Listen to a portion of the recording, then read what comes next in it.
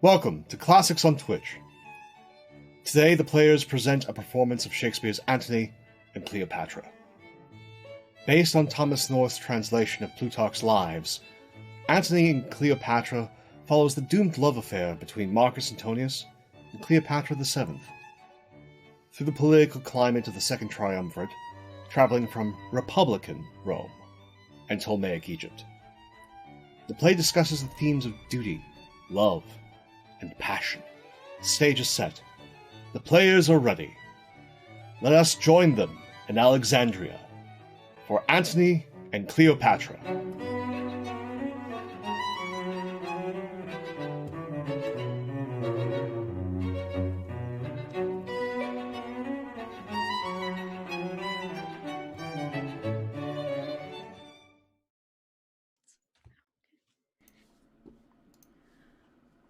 Welcome and good morning all.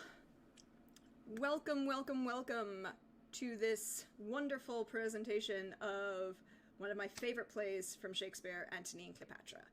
We're going to go around and introduce everybody and kind of give a brief introduction about who they're... we'll just... introduction. And then I'll do the, spiel and stuff.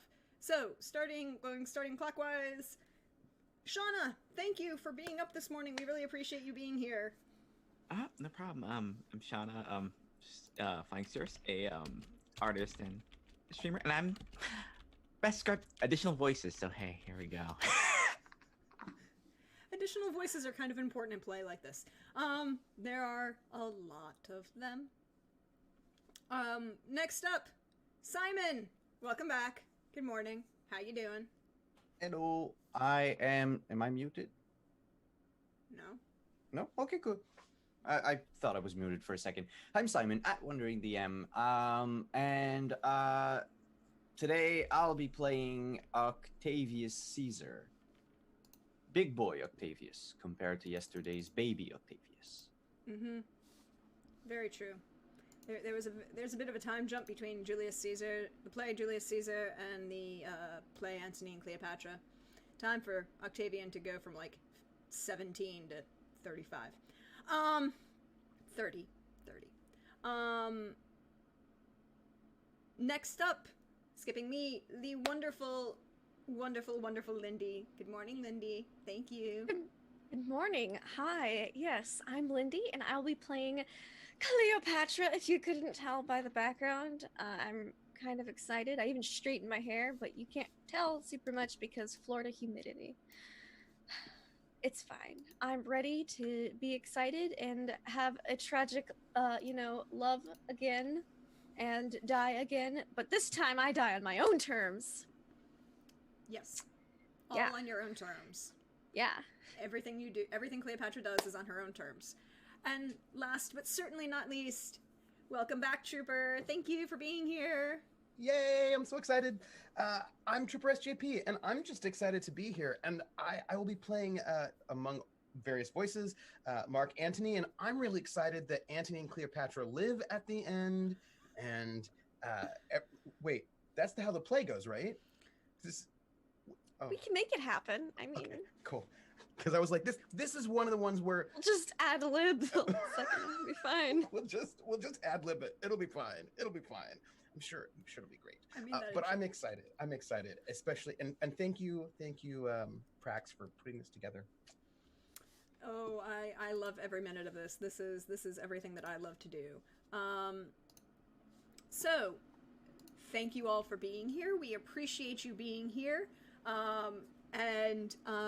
We have a few things. Number one, this is an unabridged full production of the play, and that means that sometimes, while Bill Shakespeare may have had some great emotional moments, some great speeches he threw out there, he's not the most...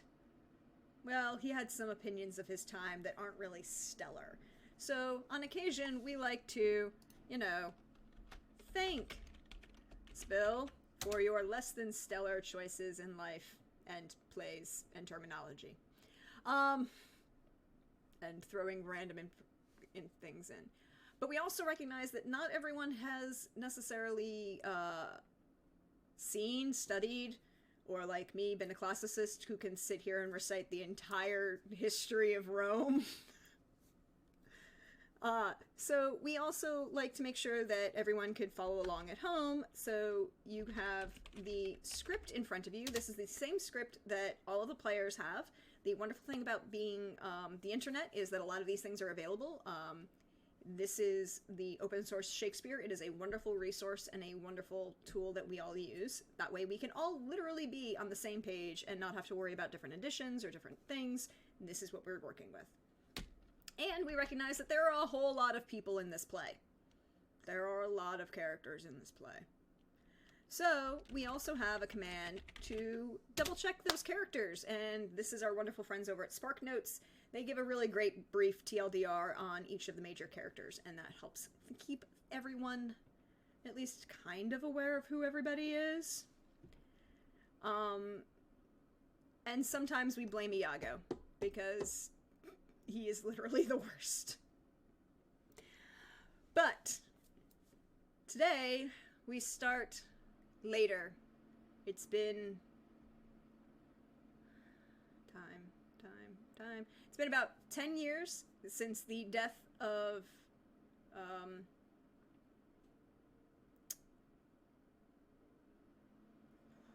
words in my head. Julius. It's been about yes. It's been about 10 years since the death of Julius Caesar and the defeat of Brutus and Cassius at Philippi. And now the world of Rome, the Mediterranean Empire, is divided into three, controlled by Lepidus, Octavius Caesar, and Marcus Antonius. Marcus Antonius taking the eastern portion of the empire and setting up shop in Alexandria with the beautiful and powerful Pharaoh of Egypt herself, one Cleopatra. And that is where we will begin this play, in Alexandria, a room in Cleopatra's palace. Enter Demetrius and Philo.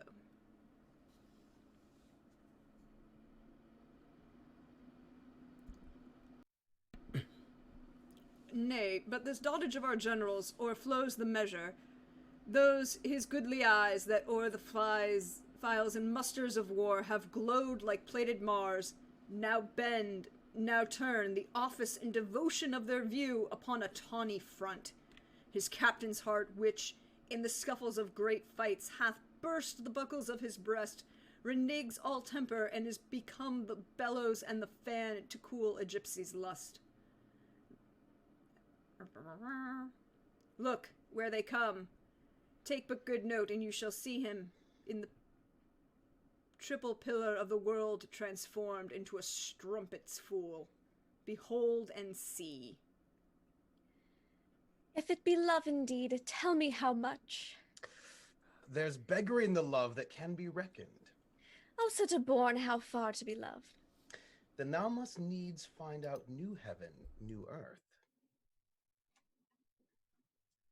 Enter an attendant. News, my good lord, from Rome. Grates me. This, Nay, hear them, Antony. Fulvia perchance is angry, or who knows if the scarce bearded Caesar have not sent his powerful mandate to you. Do this, or do this, take in that kingdom, and enfranchise that, perform't, or else we damn thee. Oh, how, my love. A chance, nay, and most like, you must not stay here longer. Your dismission is come from Caesar, therefore hear it, Antony. Where's Fulvia's process? Caesar's, I would say. Both. Call in the messengers. As I am Egypt's queen, thou blushest, Antony, and that blood of thine is Caesar's homager. Else so thy cheek pays shame when shrill-tongued Fulvia scolds. The messengers. Let Roman Tiber melt, and the wide arch of the ranged empire fall. Here is my space. Kingdoms are clay. The nobleness of life is to do thus, when such a mutual pair and such a twain can do it, in which I bind on pain and punishment the world to weet. We stand up peerless. Excellent falsehood. Why did he marry Fulvia and not love her? I seem the fool I am not, Antony. Will be himself. But stirred by Cleopatra. Now, for the love of love and her soft hours, let's not confound the time with conference harsh. There's not a minute of our lives to stretch without some pleasure now. What sport tonight? Hear the ambassadors. Fie, wrangling queen, whom everything becomes to chide, to laugh, to weep, whose every passion fully strives to make itself in thee fair and admired. No messenger but thine. And all alone tonight we'll wander through the streets and note the qualities of people. Come, my queen. Last night you did desire it. Speak not to us. Is Caesar with Antonius prize so slight? Sir, sometimes when he is not Antony, he comes too short of that great property which should still go with Antony. I am full sorry that he approves the common liar, who thus speaks of him at Rome. But I will hope of better deeds tomorrow. Rest you happy.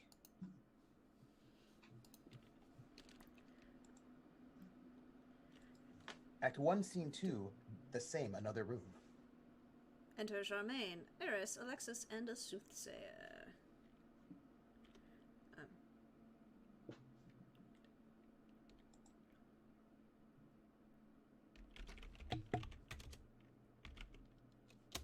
Who's Charmaine?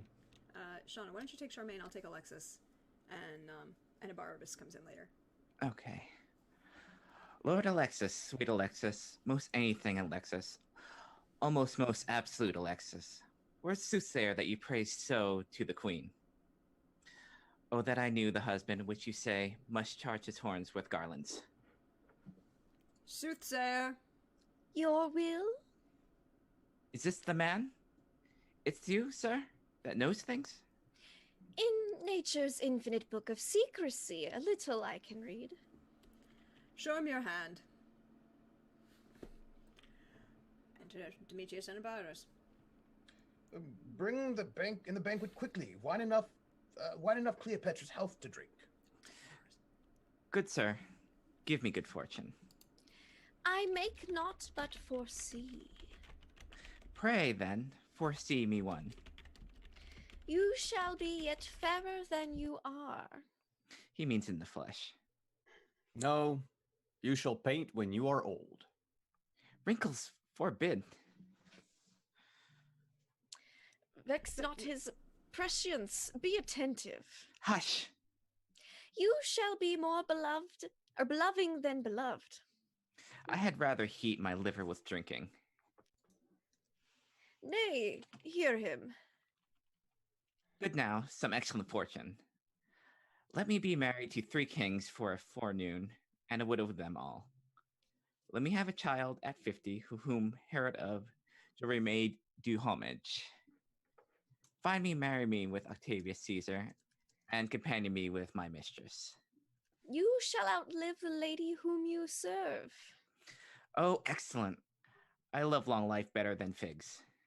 You have seen and proved a fairer form of fortune that which is to approach. Then be like my children shall have no names. Prithee, how many boys and wenches must I have? If every of your wishes had a womb, and a fertile every wish, 1,000,000. Out, fool! I forgive thee for a witch. You think none but your sheets are privy to your wishes. Nay, come, tell Eris hears. We'll know all our fortunes. Mine and most of our fortunes tonight shall be drunk in bed. There's a palm presages chastity, if nothing else. As the overflowing Nilus presageth famine. Go, you wild bedfellow, you cannot soothsay. Nay, if an oily palm be not fruitful, ooh, boy. Sorry. Prognostication? Prognostication. Oh, it's just the words that I just cannot say in my head. I cannot scratch mine ear. Prithee, tell her but a wonky dip. Worky day, fortune. Your fortunes are alike. But how? But how? Give me particulars. I have said. Am I not an inch of fortune better than she? Well, if you were but an inch of fortune better than I, where would you choose it? Not in my husband's nose. Our words are thoughts, heavens, men. Alex, come. His fortune is fortune. Oh, let him marry a woman that cannot go, sweet Isis, I beseech thee. And let her die too, and give him a worse. Let worse follow worse, till worse follow him, laughing to his grave, 50-fold cuckold. Good Isis, hear me this prayer, though thou deny me a matter of more weight. Good Isis, I beseech thee. Amen. Dear goddess, hear that prayer of the people, for as it is a heartbreaking to see a handsome man loose-wived, so it is a deadly sorrow to behold a foul-knaved uncuckolded. Therefore, dear Isis, keep decorum and fortune accordingly. Amen. Lo, now, if it lay in their hands to make me a cuckold, they would have made themselves whores, but they'll do it. Hush. Here comes Antony. Not he, the queen.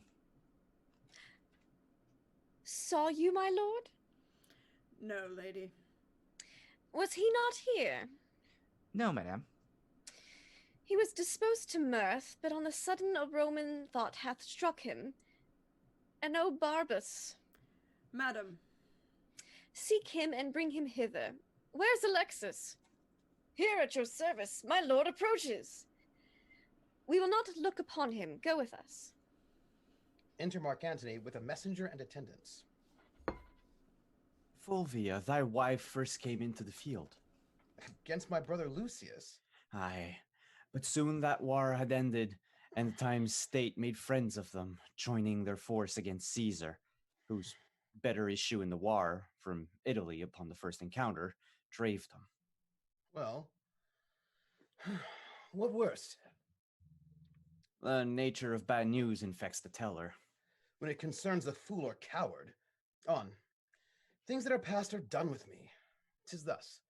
Who tells me true, through in this tale lie death. I hear him as he flattered. Labienus, this is stiff news, hath, with his Parthian force, extended Asia from Euphrates, is conquering banner shook from Syria to Lydia into Ionia, whilst... Antony, thou would say. Oh, my lord. Speak to me home. Mince not the general tongue. Name Cleopatra, she's called in Rome. Rail thou in Fulvia's phrase, and taunt my faults with such full license as both truth and malice have power to utter. Oh, then we bring forth wheeze when our quick minds lie still, and our ills told us is as our earring. Fare thee well a while. At your noble pleasure. Oh, from Sicyon, ho, the news. Speak there. The man from Sicyon, is there such an one? He stays upon your will. Let him appear. These strong Egyptian fetters I must break, or lose myself in dotage. What are you? Fulvia, thy wife, is dead. Where died she? In Sicyon. The length of her sickness, which, what else more serious importeth thee to know, this bears. Forbear me. There's a great spirit gone. Thus did I desire it. What our contempt doth often hurl from us, we wish it ours again. Oh. The present pleasure that by revolution lowering does become the opposite of itself. She's good being gone. The hand could pluck her back that shoved her on. I must from this enchanting queen break off. 10,000 harms, more than the ills I know, my idleness doth hatch. How now, Enobarbus? What's your pleasure, sir? I must with haste from hence. Why then? we kill all our women. We see how mortal an unkindness is to them if they suffer our departure. Death's the word. I must be gone. Under a compelling occasion, then, let women die. It were pity to cast them away for nothing, though between them and a great cause they should be esteemed nothing. Cleopatra, catching but the least noise of this, dies instantly. I have seen her die 20 times upon far poorer moment. I do think there is a metal in death which commits some loving act upon her. She hath such a celerity in dying. She is cunning past man's thought. Alack, sir, no. Her passions are made of nothing but the finest part of pure love. We cannot call her winds and waters, sighs and tears. They are greater storms and tempests than almanacs can report. This cannot be cunning in her. If it be, she makes a shower of rain as well as Jove. Oh, would I had never seen her. Oh, sir, you had then left unseen a wonderful piece of work, which, not to have been blessed withal, would have discredited your travel. Fulvia is dead. Sir? Fulvia is dead. Fulvia! Dead. Why, sir, give the gods a thankful sacrifice. When it pleases their deities to take the wife of a man from him, it shows the man the traitors of the earth. Comforting therein that when old robes are worn out, there are members to make anew. If there were no more women but Fulvia, then you had indeed a cut and the case to be lamented. This grief is crowned with consolation. Your old smock brings forth a new petticoat. And indeed, the tears live in an onion that should water this sorrow. The business she hath broached in the state cannot endure my absence. And the business you have broached here cannot be without you, especially that of Cleopatra's, which wholly depends upon your abode. No more light answers. Let our officers have noticed what we purpose. I shall break the cause of our expedience to the queen and get her leave to part. For not alone the death of Fulvia, with more urgent touches, do strongly speak to us, but the letters too of many our contriving friends in Rome petition us at home.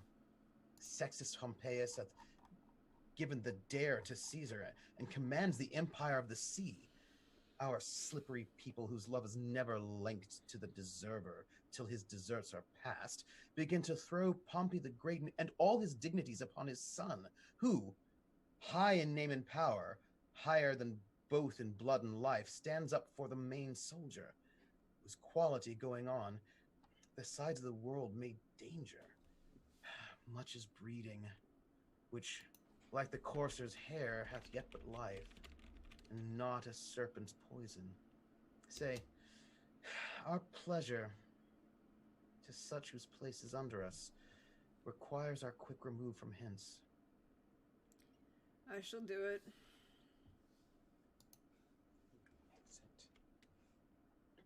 Act 3, Scene 3, the same, another room. Enter Cleopatra, Charmaine, Iris, and Alexis. Where is he? I did not see him since. See where he is, who's with him, what he does. I did not send you. If you find him sad, say I am dancing. If in mirth, report that I am sudden sick. Quick, and return.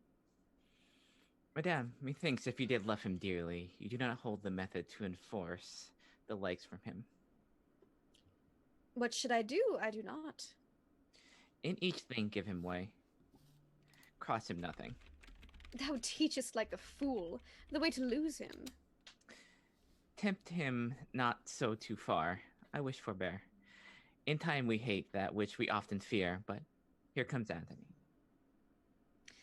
I am sick and sullen. I am sorry to give breathing to my purpose. Help me away, dear chairman. I shall fall.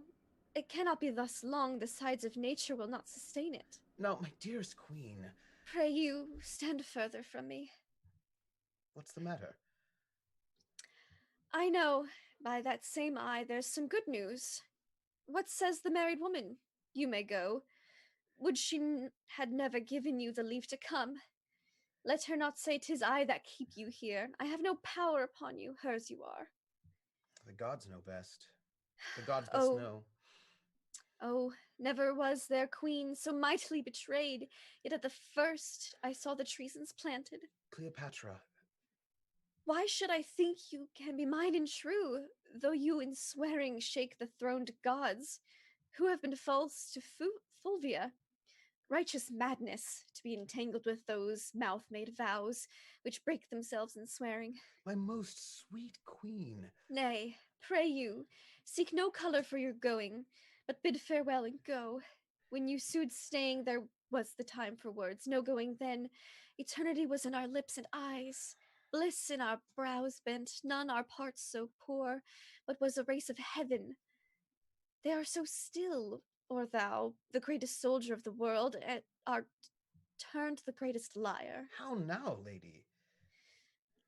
I would I had thy inches. Thou shouldst know there were a heart in Egypt. Hear me, queen. The strong necessity of time commands our services a while, but my full heart remains in use with you. Our Italy shines o'er with civil swords. Sextus Pompeius makes his approaches to the port of Rome. Equality of two domestic powers breeds scrupulous faction. The hated grown to strength and newly grown to love. The condemned Pompey, rich in his father's honor, creeps apace into the hearts of such as have not thrived upon the present state, whose numbers threaten. And quietness, grown sick of rest, would purge by any desperate change. My more particular and that which most of you, that most with you should safe my going, is Fulvia's death. Though age from folly could not give me freedom, it does from childness. Can Fulvia die? She's dead, my queen. Look here. And at thy sovereign leisure read the garboil she awakened, and the last best. See when and where she died. O most false love, where be the sacred vials thou shouldst fill with sorrowful water? Now I see, in Fulvia's death how mine received shall be. Quarrel no more, but be prepared to know the purposes I bear, which are, or cease, as you shall give the advice. By the fire that quickens Nilus's slime, I go from hence, thy soldier, servant, making peace or war as thou affect'st. Cut my lace, Charmaine, come, but let it be. I am quickly ill and well, so Antony loves. My precious queen, forbear, and give true evidence to his love, which stands an honorable trial. So Fulvia told me. I prithee, turn aside and weep for her. Then bid adieu to me, and say the tears belong to Egypt. Good now. Play one scene of excellent dissembling, and let it look like perfect honor. You'll heat my blood, no more. You can do better yet, but this is meetly. Now, by my sword. And target. Oops, scrolled. Hold on. And target. Still he mends, but this is not the best. Look, prithee, Charmaine, how this Herculean Roman does become the carriage of his chafe. I'll leave you, lady. Courteous lord, one word. Sir, you and I must part, but that's not it. Sir, you and I have loved, but there's not it. That you know well, something it is I would. Oh, my oblivion is a very Antony, and I am all forgotten. But that your royalty holds idleness your subject, I should take you for idleness itself. 'Tis sweating labor to bear such idleness so near to the heart, as Cleopatra this. But, sir, forgive me, since my becomings kill me when they do not I bid I well to you. Your honor calls you hence. Therefore be deaf to my unpitied folly, and all the gods go with you. Upon your sword sit laurel victory, and smooth success be strewed at your feet. Let us go. Come. Our separation so abides and flies that thou, residing here, goest yet with me, and I, hence fleeting, here remain with thee. Away. Exit. Act 1, Scene 4, Rome, Octavius Caesar's house. Enter Octavius Caesar, Lepidus, and a whole bunch of other random people. You may see, Lepidus, and henceforth know it is not Caesar's natural vice to hate our great competitor. From Alexandria, this is the news. He fishes, drinks, and wastes the lamps of night in revel, is not more manlike than Cleopatra, nor the queen of Ptolemy more womanly than he. Hardly gave audience, or vouchsafed to think he had partners. You shall find there a man who is the abstract of all faults, to all men that all men follow. I must not think there are evils enow to darken all his goodness. His faults in him seem as the spot of heaven, more fiery by the night's blackness, hereditary rather than purchased. He cannot change what he cannot change, than what he chooses. You are too indulgent. Let us grant it is not amiss to tumble on the bed of Ptolemy, to give a kingdom for a mirth, to sit and keep the turn of tippling with a slave, to reel the streets at noon and stand the buffet with knaves that smell of sweat. Say this becomes him. As his composure must be rare indeed, whom these things cannot blemish. Yet must Antony no way excuse his soils when we do bear so great weight in his lightness? If he filled his vacancy with his voluptuousness, full surfeits, and the dryness of his bones called on him for't, but to confound such time that drums him from his port, and speaks as loud as his own state, and ours, 'tis to be chid as we rate boys, who, being mature in knowledge, pawn their experience to their present pleasure, and so rebel to judgment. Here is more news.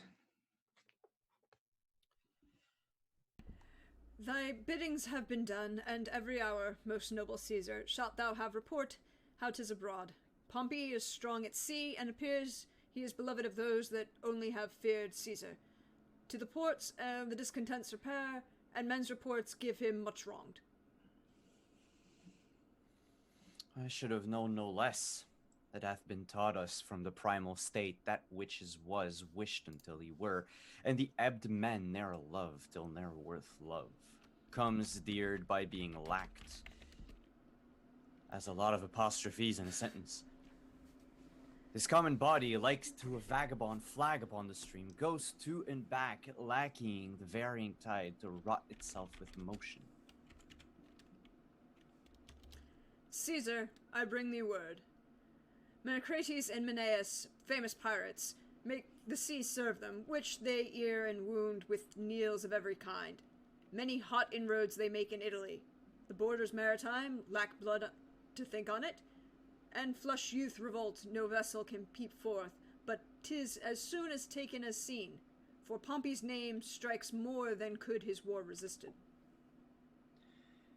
Antony, leave thy lascivious wassails. When thou once wast beaten from Medina, where thou slewest Hirtius in Pansa, consuls at thy heel did famine follow, whom thou fought'st against, thou daintily brought up with patience more than savages could suffer.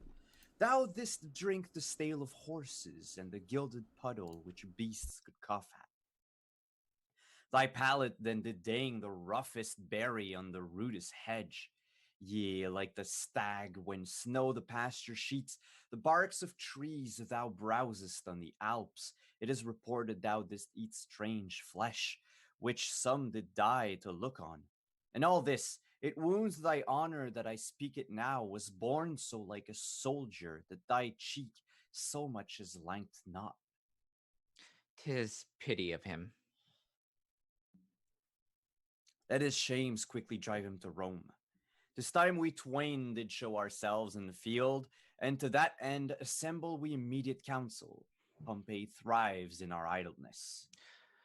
Tomorrow, Caesar, I shall be furnished to inform you rightly, both why sea and land I can be able to front this present time. Till which encounter, it is my business too. Farewell. Farewell, my lord. What you shall know meantime of stirs abroad. I shall beseech you, sir, let me be partake. Doubt not, sir. I knew it for my bond.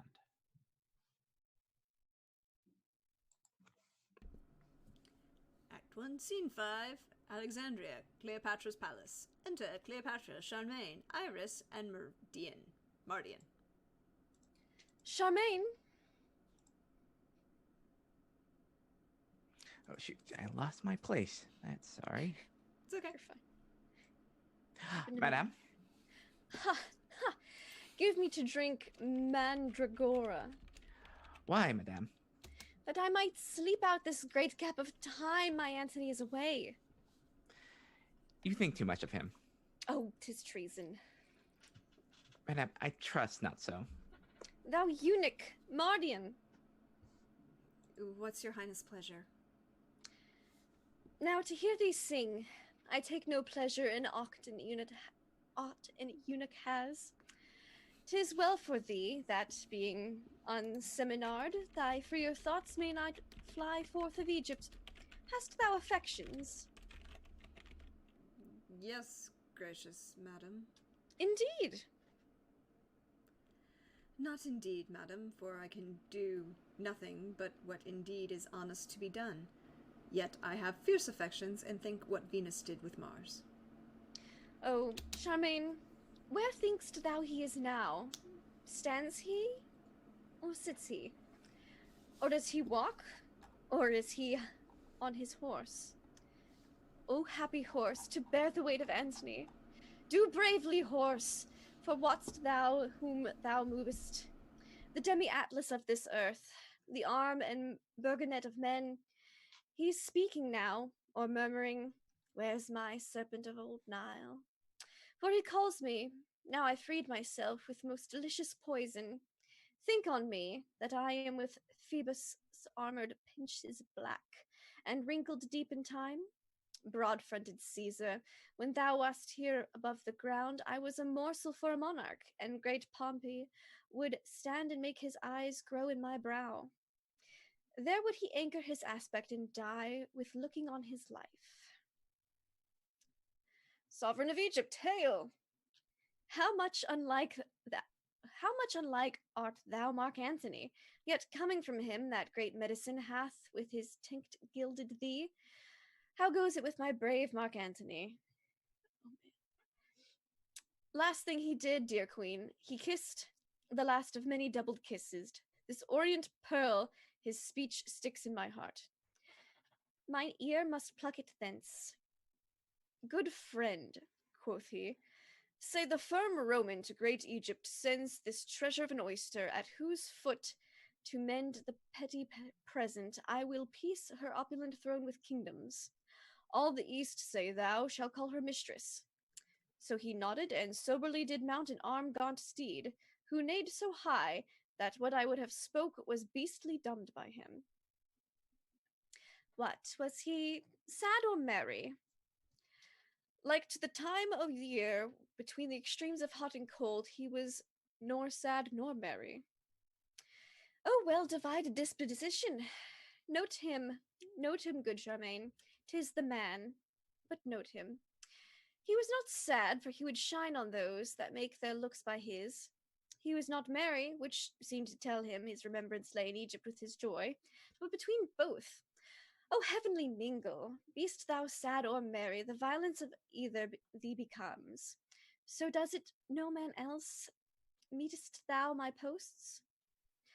Ay, madam, 20 several messengers. Why do you send so thick? Who's born that day, when I forget to send to Antony, shall die a beggar. Ink and paper, Charmaine. Welcome, my good Alexis. Did I, Charmaine, ever love Caesar so? Oh, that brave Caesar. Be choked with such another emphasis. Say the brave Antony. The valiant Caesar. Ah, by Isis, I will give thee bloody teeth, if thou with Caesar paragon again, my man of men. By your most gracious pardon, I sing but after you. My salad days. When I was green in judgment, cold in blood, to say as I said then.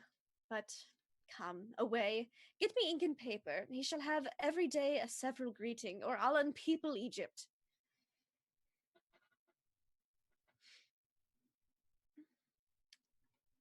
I'll take Pompey.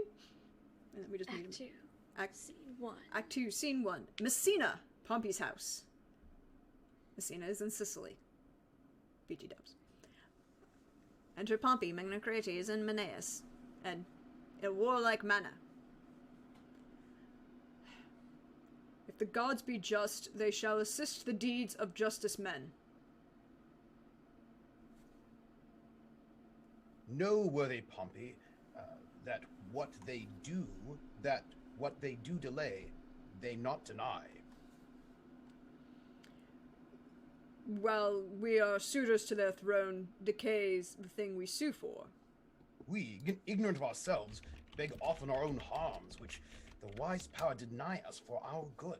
So we find profit by losing of our prayers.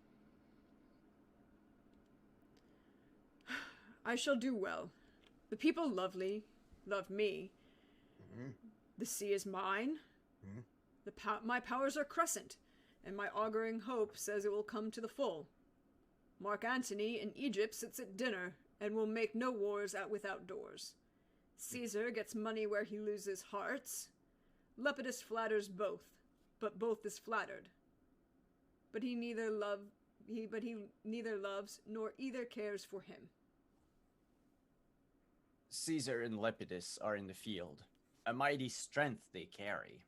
Where have you this? 'Tis false. From Silvius, sir.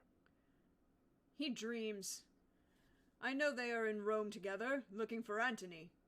But all the charms of love, salt Cleopatra, soften thy waned lip. Let witchcraft join with beauty, lust with both. Tie up thy libertine in a field of feasts, keep his brain fuming.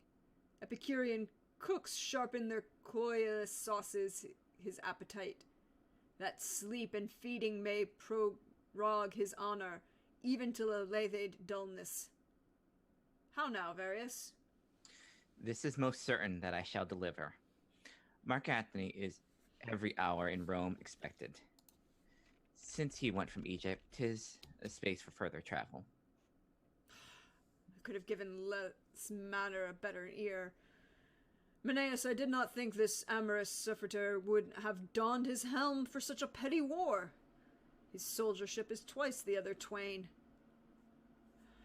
But let us rear the higher our opinion, that our stirring ken from the lap of Egypt's widow pluck the ne'er lust-wearied Antony. I cannot hope Caesar and Antony shall well greet together. His wife that's dead did trespasses to Caesar. His brother warred upon him, although I think not moved by Antony. I know not, Menneus, how lesser enmities may give way to greater. Were't not that we stand up against them all, 'twere pregnant they should square between themselves. For they have entertained cause enough to draw swords. But how they fear of us may cement their divisions and bind up the petty difference, we know not, yet. Be it as our gods will have it, it only stands, our lives upon to use our strongest hands. Come, Menneus. Act 2, Scene 2, Rome, the house of Lepidus. Enter Domitius, Anabarus, and Lepidus. Good Anabarus, 'tis worthy deed, and shall become you well to entreat your captain to soft and gentle speech. I shall entreat him to answer like himself. If Caesar movement, let Antony look over Caesar's head, and speak as loud as Mars. By Jupiter, were I the wearer of Antonius's beard, I would not have shaved today. 'Tis not a time for private stomaching. Every time serves for the matter that is then born it. But small to greater manners must give way. Not if the small comes first. Your speech is passion, but pray you, stir no embers up. Here comes the noble Antony. And yonder Caesar. If we compose well here to Parthia, hark, Ventidius. I do not know, Messenius. Ask Agrippa. Noble friends, that which combined us most great, let not a leaner action rend us. What amiss may it be, gentle herd? When we debate our trivial differences aloud, we do commit murder to healing wounds. Then noble partners, then noble partners, the rather, for I earnestly beseech. Touch your sourness points with sweetest terms, nor curseness grows to the matter. 'Tis spoken well. Were we before our armies and to fight, I should do thus. Welcome to Rome. Thank you. Sit. Sit, sir. Nay then. I learn you take things ill which are not so, or being concern you not. I must laugh at that. If, or for nothing or a little, I should say myself offended, and with you chiefly I the word more laughed at, that I should once name you that I should once name you derogately, when to sound your name it not concerned me. My being in Egypt, Caesar, what was to you? No more than my residing here at Rome might be to you in Egypt. Yet if you were there, did practice on my state, your being in Egypt might be my question. How intend you practice it? You may be pleased to catch at my intent by what did here befall me. Your wife and brother made wars upon me, and their contestation was theme for you. You were the word of war. You do mistake my business. My brother never did urge me in his act. I did inquire it, and have my learning from some true reports that drew their swords with you. Did he not rather discredit my authority with yours, and make the wars alike against my stomach, having alike your cause? Of this my letters before did satisfy you. If you'll patch a quarrel as matter whole, you have not to make it with. It must not be with this. You praise yourself by laying defects of judgment to me, but you patched up your excuses. Not so, not so. I know you could not lack, I'm certain on it. Very necessity of this thought that I, your partner in the cause against which he fought, could not with graceful eyes attend those wars which fronted mine own peace. As for my wife, I would you had her spirit in such another. The third of the world is yours, which with a snaffle you may pace easy, but not such a wife. Would we all had such wives, that the men might go to wars with the women. So much incurable. Her garboils. Caesar made out of her impatience, which not wanted shrewdness of policy too. I grieving grant, did you too much disquiet. For that you must, but say, I could not help it. I wrote to you when rioting in Alexandria. You did pocket up my letters, and with taunts did give my missive out of audience. Sir, he fell upon me ere admitted. Then 3 kings I had newly feasted, and did want of what I was in the morning, but next day I told him of myself, which was as much as to have asked him pardon. Let this fellow be nothing of our strife. If we contend, out of our question wipe him. You have broken the article of your oath, which you shall never have tongue to charge me with. Soft, Caesar. No, Lepidus, let him speak. The honor is sacred which he talks on now, supposing that I lacked it. But on, Caesar, the article of my oath. To lend me arms and aid when I required them. the which you both denied. Neglected, rather. And then when poisoned hours had bound me up from mine own knowledge, as nearly as I may, I play the penitent to you.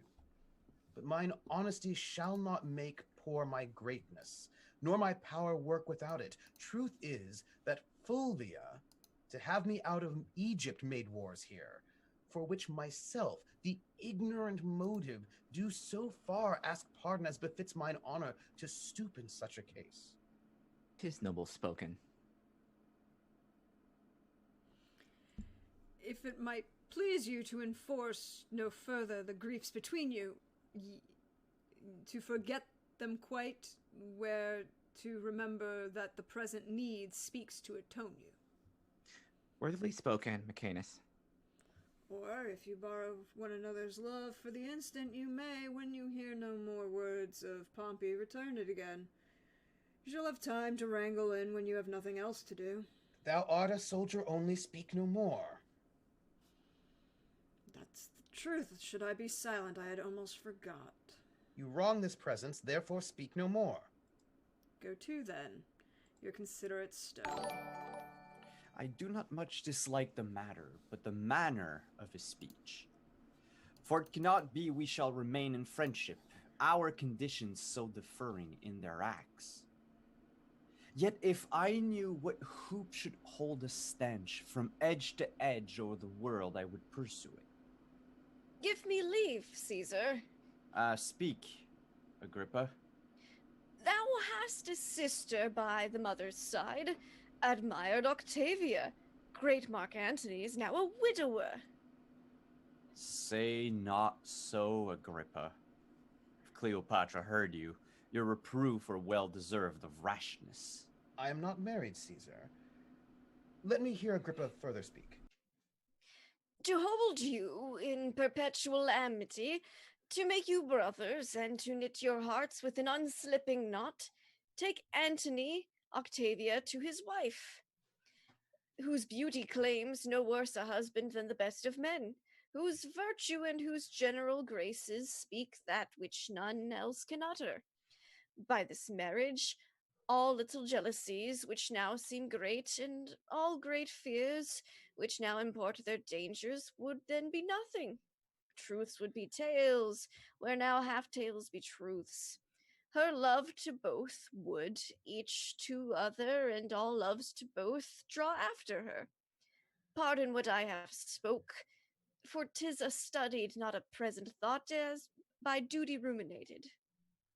Will Caesar speak?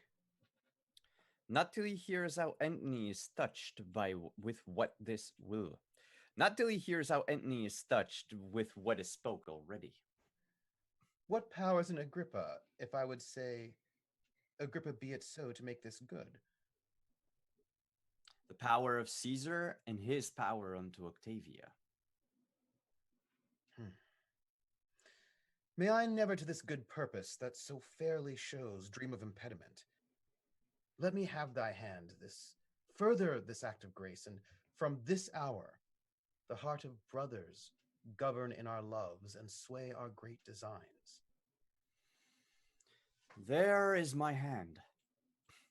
A sister I bequeath you, whom no brother did ever love so dearly. Let her live to join our kingdoms in our hearts, and never fly off our loves again. Happily, amen. I did not think to draw my sword against Pompey, for he hath laid strange courtesies and great of late upon me. I must thank him only, lest my remembrance suffer ill report. At heel of that, defy him. Time calls upon. Of us must Pompey presently be sought, or else he seeks out us. Where lies he? About the Mount Mycenum. What is his strength by land? Great and increasing, but by sea he is an absolute master. So is the fame. Would we had spoken together. Haste we for it. Yet, ere we put ourselves in arms, dispatch we the business we have talked of. with most gladness, and do invite you to my sister's view, whither straight I'll lead you. Let us, Lepidus, not lack your company. Noble Antony, not sickness should detain me. Exit Caesar, Antony, and Lepidus. Welcome from Egypt, sir. Half the heart of Caesar, worthy Messenius. My honorable friend Agrippa. Good Enobarbus. Should I take Maecenas? Yes, please. Ooh, we have cause to be glad that matters are so well digested. You stayed well by it in Egypt. Aye, sir. We did sleep day out of continence, and made night light with drinking. 8 wild boars roasted whole at breakfast, and but 12 persons there. Is this true? There was but a fly by an eagle. We had much more monstrous matter of feast, which worthily deserved nothing. She's a most triumphant lady, if report be square to her. When she first met Mark Antony, she pursed his heart upon the river Sindus. There she appeared indeed, or my reporter devised well for her. I will tell you. The barge she sat in, like a burnished throne, burned on the water. The poop was beaten gold, purple the sails, and so perfumed the wind were lovesick with them. The oars were silver, which to tune of flutes kept stroke, and made the water which they beat to follow faster, as amorous of their strokes. For her own person it beggared all description. She did lie in her pavilion, cloth of gold of tissue, or picturing that Venus where we see the fancy outwork nature. On each side her stood pretty dimpled boys, like smiling cupids with divers colored fans, whose wind did seem to glow the delicate cheeks which they did cool, and what they undid did. Oh, rare for Antony. Her gentlewomen, like the Nereids, so many mermaids tended her in the eyes, and made their bends adornings. At the helm a seeming mermaid steers, the silken tackle swell with touches of those flower-soft hands, that yearly flamed the office. From the barge a strange invisible perfume hits the scent of the adjacent wharfs. The city cast her people out upon her, and Antony, enthroned in the marketplace, did sit alone, whistling to the air, which, but for vacancy, had gone to gaze on Cleopatra too, and made a gap in the nature. Rare Egyptian. Upon her landing, Antony sent to her, invited her to supper. She replied, it should be better he became her guest, which she entreated. Our courteous Antony, whom ne'er the word of no woman heard speak, being barbered 10 times over, goes to the feast, and for his ordinary pays his heart for what his eyes eat only. Royal wench! She made great Caesar lay his sword to bed. He ploughed her, and she cropped. I saw her once, hop 40 paces through the public street, and having lost her breath, she spoke and panted, that she did make defect perfection, and breathless power breath forth. Now Antony must leave her utterly. Never, he will not. Age cannot wither her, nor custom stale her infinite variety. Other women cloy the appetites they feed, but she makes hungry where most she satisfies. For the vilest things become themselves in her, that the holy priests bless her when she is riggish. If beauty, wisdom, modesty can settle the heart of Antony, Octavia is a blessed lottery to him. Let us go. Good Enobarbus, make yourself my guest whilst you abide here.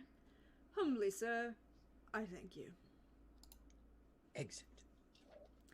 Act 2, Scene 3. Octavius Caesar's house. Enter Mark Antony, Octavius Caesar, Octavia between them, and a whole bunch of attendants. The world and my great office will sometimes divide me from your bosom.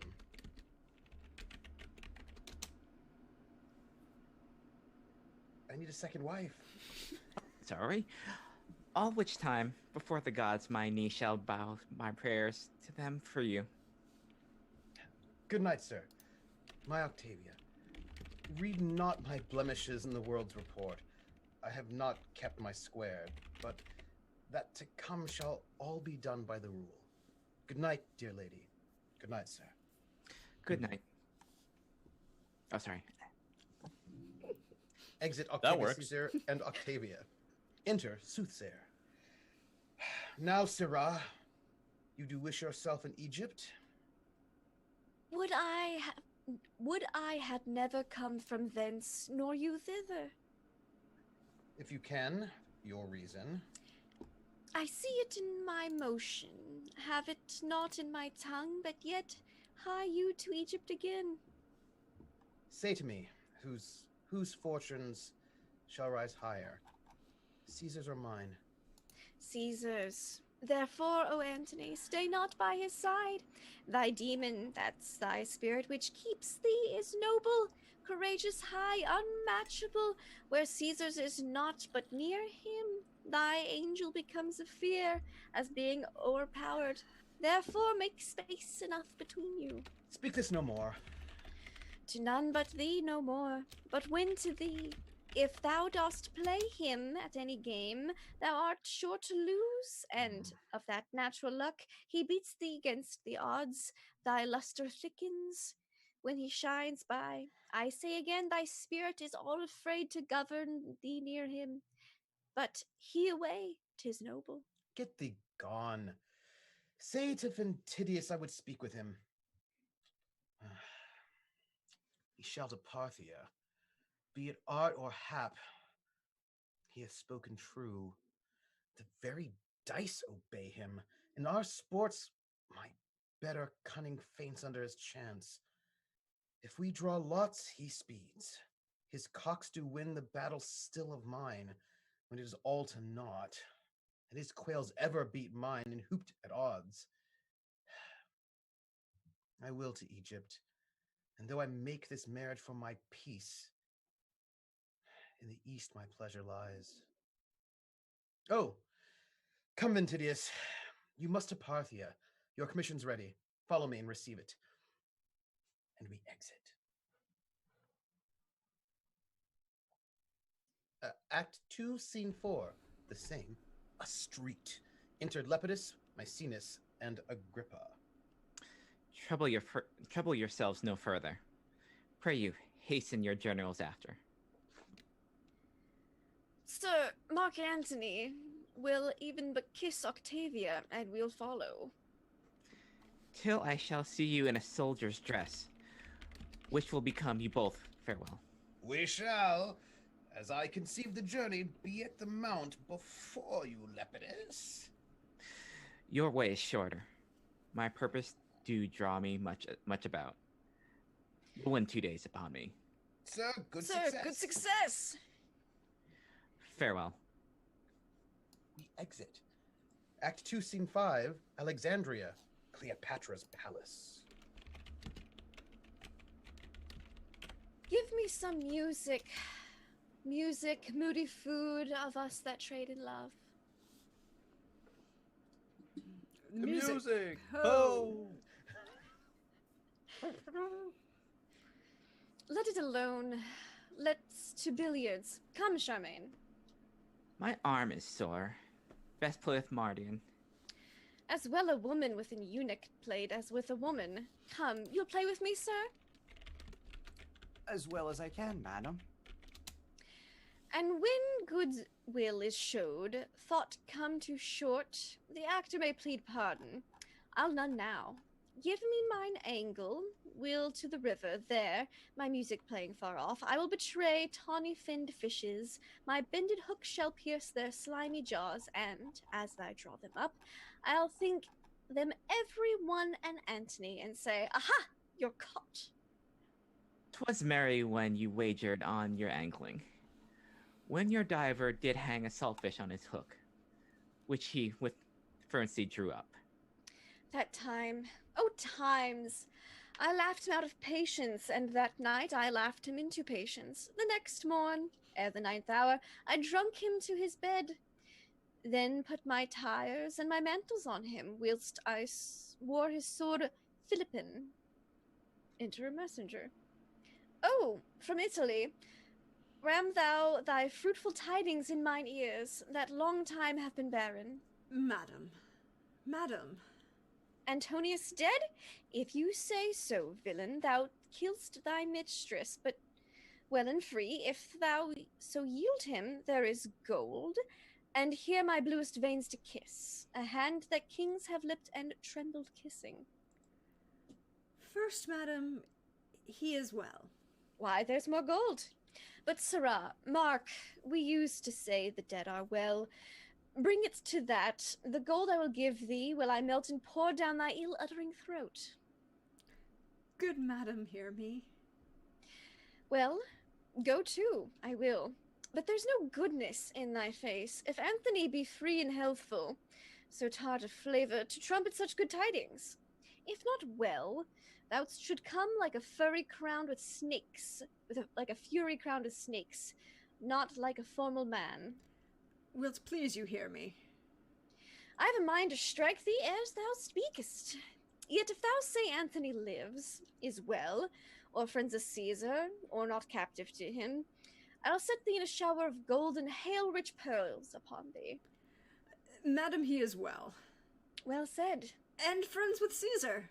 Thou art an honest man. Caesar and he are greater friends than ever. Make thee a fortune from me. But yet, madam. I do not like but yet. It does allay the good precedents. Fie upon thee, but yet.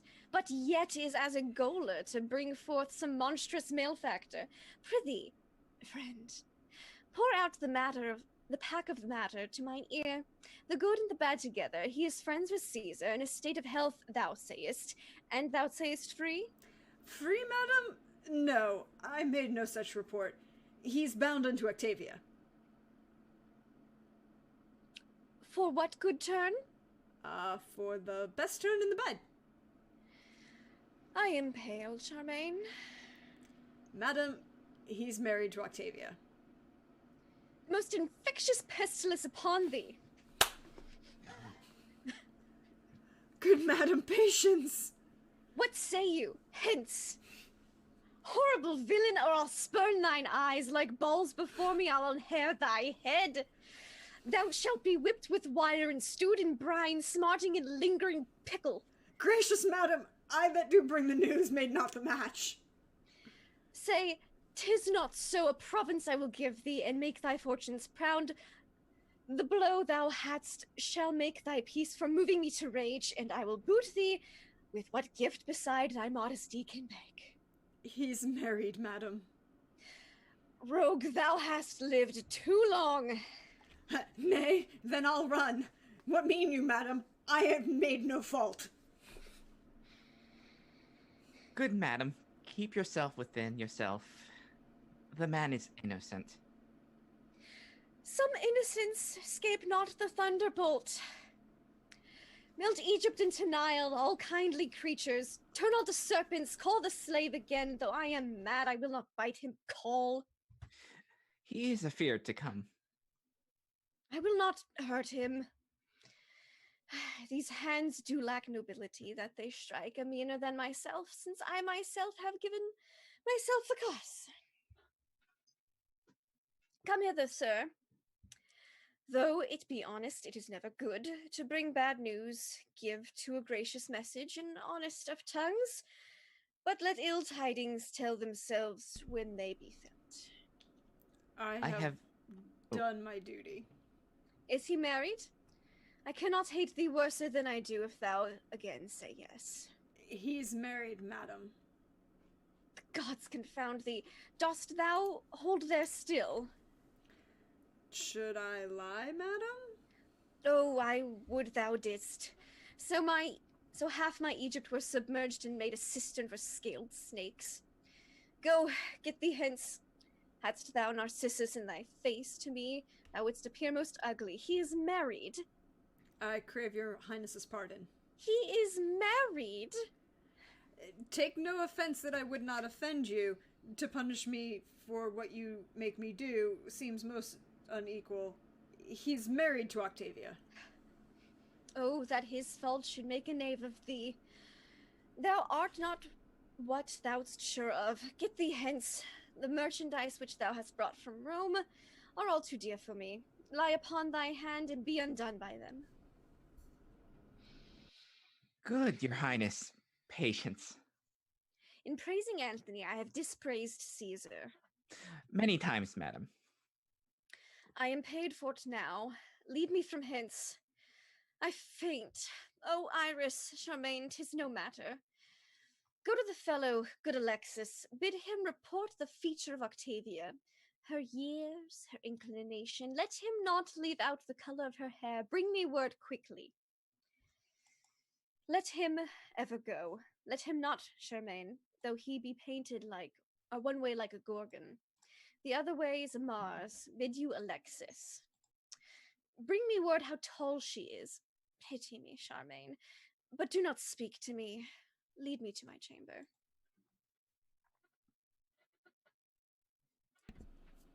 Act 2, Scene 6. Near Misenum. Enter Pompey, Menelaus at one door, and then enter through another Octavius Caesar, Mark Antony, Lepidus, Anabarbus, Marcinius, and soldiers marching. Your hostages I have, so have you mine, and we shall talk before we fight. Most meet that first we come to words, and therefore have we our written purposes before assent. Which, if thou hast considered, let us know if 'twill tie up thy discontented sword, and carry back to Sicily much tall youth that else must perish here. To you all three, the senators alone of this great world, chief factors for the gods, I do not know wherefore my father should revengers want, having a son and friends. Since Julius Caesar, who at Philippi the good Brutus ghosted, there saw you laboring for him. What was that moved pale Cassius to conspire, and what made the all-honored honest Roman Brutus, with armed rest, courtiers, and putitious freedom, to drench the capital? But that they would have one man but a man. And that is it. And that is it hath made me rig my navy, at whose burthen the angered ocean foams, with which I meant to scourge the ingratitude that despiteful Rome cast on my noble father. Take your time. Thou canst not fear us, Pompey, with thy sails. We'll speak with thee at sea. At land thou knowst how much we do o'ercount thee. At land, indeed, thou dost overcount me of my father's house. But since the cuckoo builds not for himself, remains in it, as thou mayst. Be pleased to tell us, for this is from the present, how you take the offers we have sent you. There's the point. Which do not be entreated to, but weigh what it is worth embraced. And what may follow to try a larger fortune. You have made me offer of Sicily, Sardinia, and I must rid the sea of pirates, and then send measures of wheat to Rome. This agreed upon to part with unhacked edges and bear back our charges undinted. Yeah, aye, that's our offer. That's our offer. Mm-hmm. Know then, I came before you here a man prepared to take this offer, but Mark Antony put me to some impatience.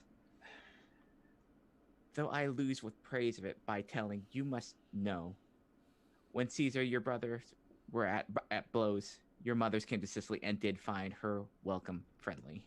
I have heard it, Pompey. and I'm well studied for liberal thanks, which I do owe you. Let me have your hand. I did not think, sir, to have met you here. The beds of the east are soft, and thanks to you that called me timelier than my purpose hither, for I have gained by it. Since I saw you last, there is a change upon you. Well, I know not what Count Hearth fortunes cast upon my face, but in my bosom shall never come to make my heart her vessel. Well met here. I hope so, Lepidus. Thus we are agreed. I crave our composition may be written and sealed between us. That's the next to do. We'll feast each other ere we part. And let's draw lots in who shall begin. That will I, Pompey. No, Antony, take the lot. But first or last, your fine Egyptian cookery shall have the fame. I have heard that Julius Caesar grew fat with feasting there. You have heard much. I have fair meanings, sir. And fair words to them.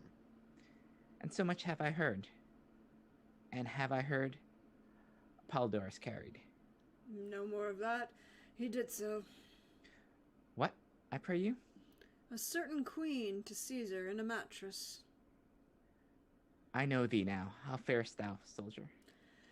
Well, and well am like to do, for I perceive 4 feasts are toward. Let me shake thy hand. I never hated thee. I have seen thee fight, when I have envied thy behavior. Sir, I have never loved you much, but I have praised ye, when you have well deserved 10 times as much as I have said you did. Enjoy thine plainness. It nothing ill become thee. Aboard my galley invite you all. Will you lead, lords? I Come. Something. exit all but Manus and Enobarbus.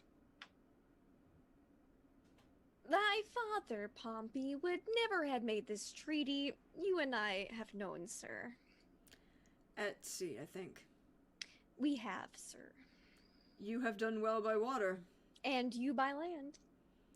I will praise any man that will praise me, though it cannot be denied what I have done by land. Nor what I have done by water. Yes, something you can deny for your own safety, you have been a great thief by sea. And you by land. There I will deny my land service. But give me your hand, Menenius. If your hand had authority, here they might take 2 thieves kissing. All men's faces are true, whatsoever their hands are. But there was never a fair woman has a true face. No slander, they steal hearts. We came hither to fight you. For my part, I am sorry it has turned to a drinking. Pompey doth this day laugh away his fortune. If he do, sure he cannot weep it back again. You've said, sir. We looked not for Mark Antony here. Pray you, is he married to Cleopatra? Caesar's wife is called Octavia. Caesar's sister is called Octavia. Not his wife, his sister. True, sir. She was the wife of Caius Marcellus. But she is now the wife of Marcus Antonius. Pray ye, sir. 'Tis true. Then is Caesar and he forever knit together? If I were bound to divine of this unity, I would not prophesy so.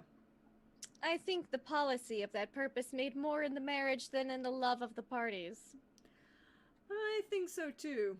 But you shall find the band that seems to tie their friendship together will be the very strangler of their enmity. Octavia is of a wholly cold and still conversation. Who would not have his wife so? Not he that himself is not so, which is Mark Antony. He will to his Egyptian dish again.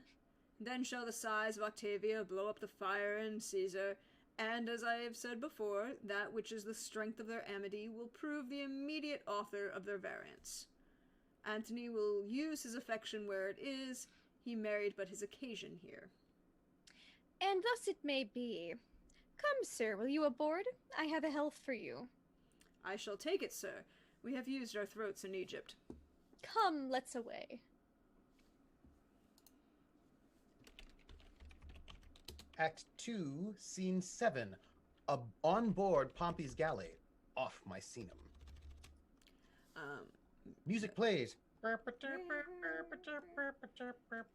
Enter 2 servants. 2 or 3 servants. Nobody's sure. Here they'll be, man. Some of their plants are ill-rooted already. The least wind in the world will blow them down. Lepidus is high-colored. They have made him drink alms drink. Huh. As they pinch one another by the disposition, he cries out no more, reconciles them to his entreating, and himself to the drink. But it raises the greater war between him and his discretion. Why, this is to have a name in a great men's fellowship. I had as lief have a reed that will do me no service as a partisan I could not heave. To be called into a huge sphere, and not to be seen to move in it, are the holes where eyes should be, which pitifully disastered the cheeks. A Senate sounded. Enter Octavius, Caesar, Mark Antony, Lepidus, Pompey, Agrippa, Maecenas, Domitius, and Obarbus, Manus, with other captains. Just how big is this ship? It's a super huge ship. It's like It's like Jabba's sail barge. it's like super big. Size. It's also real nice. Yeah. Thus do they serve. They take the flow of the Nile. By certain scales, the pyramid. They know by the height, the lowness, or the mean if dearth or foison follow. The higher Nile swells, more it promises. As it ebbs, the seedsman upon the slime and ooze scatters his grain, and shortly comes to harvest. You've strange serpents there. I, Lepidus. Your serpents of Egypt is bred now of your mud by the operation of your son. So is your crocodile. They are so. Sit and some wine. A health to Lepidus. I am not as well as I should be, but I'll narrow out. Not till you have slept. I fear me you'll be in it till then. Nay, certainly I have heard the Ptolemies, pyramids, very odd godly things. Without contradiction, I have heard that. Pompey, a word? Say in mine ear, what is it?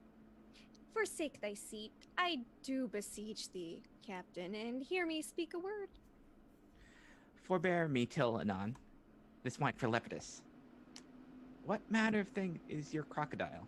Oh, it is shaped, sir, like itself.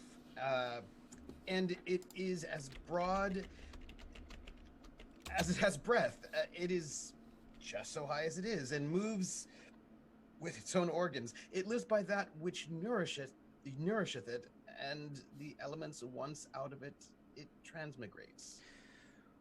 What color is it of? Of its own color too.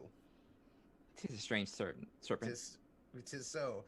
And the tears of it are wet. Will this description satisfy him? With the health that Pompey gives him, Elsie is a very epicure. Go hang, sir, hang. Tell me of that and away. Do as I bid you. Where's this cup I called for? If for the sake of merit thou wilt hear me, rise from thy stool. I think thou art mad. The matter? I have ever held my cap off to thy fortunes. Thou hast served me with much faith. What else to say? Be jolly, lords. These quicksands, Lepidus, keep off them, for you sink. Wilt thou be lord of all the world? What sayest thou?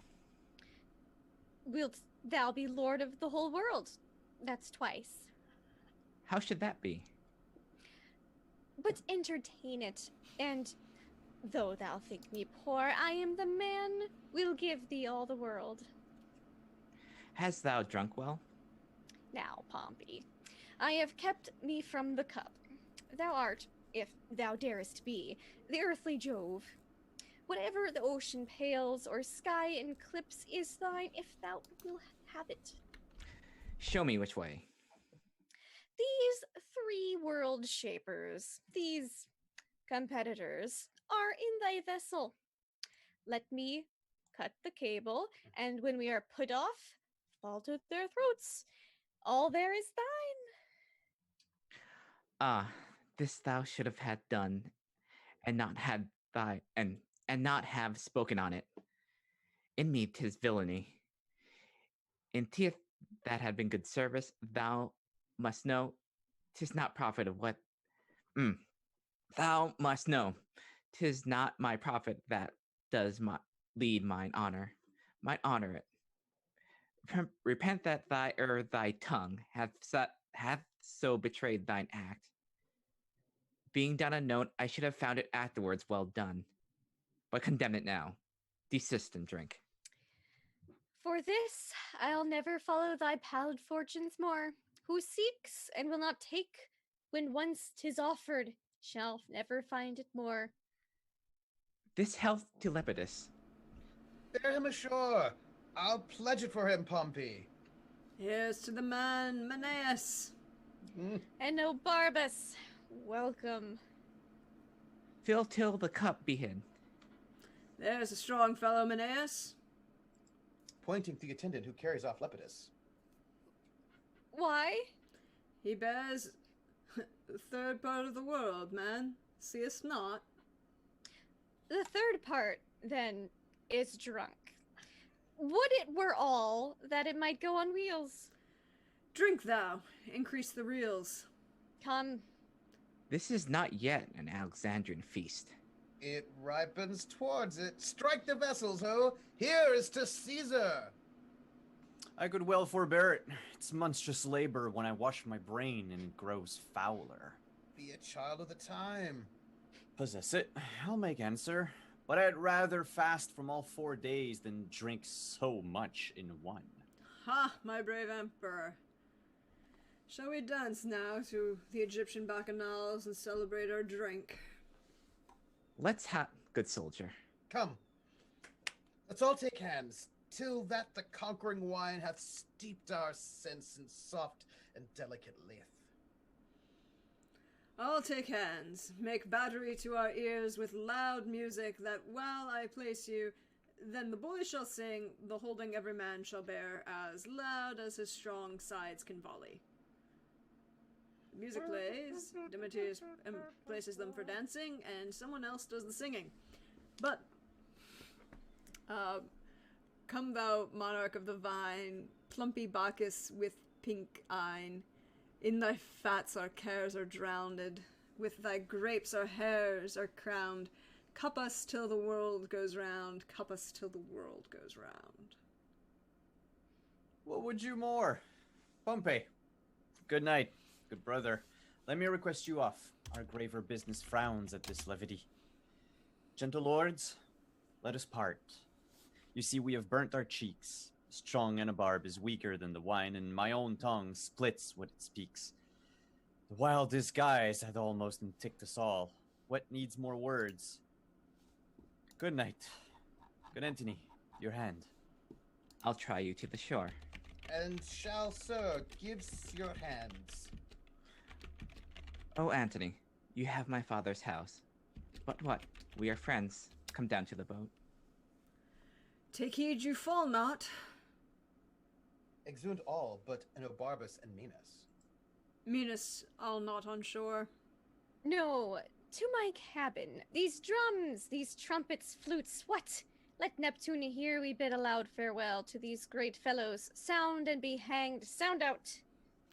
Oh, say, there's my cap. Oh, noble captain, come. Exit. And on that, the curtain falls on Act 2, and we shall take our first intermission of the day. Feel free to refresh yourselves. The joy of doing these virtually means there's no queue for the concession stand or the bathrooms, and the concession stand will probably have your beverage of choice. Probably. Hopefully. Hopefully. We shall return in 15 minutes, refreshed and ready to continue the tragedy of Antony and Cleopatra, and we hope to see you back again.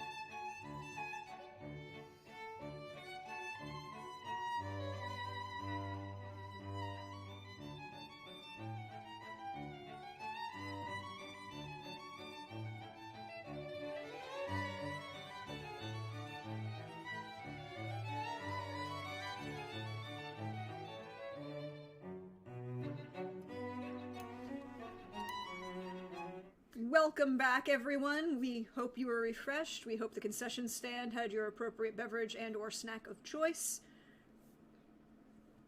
All of the fun things.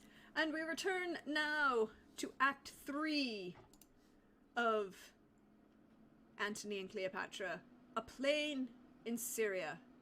Enter Ventidius, as it were in triumph, with Silius and other Roman officers, soldiers, and the dead body of Pacor is born before him.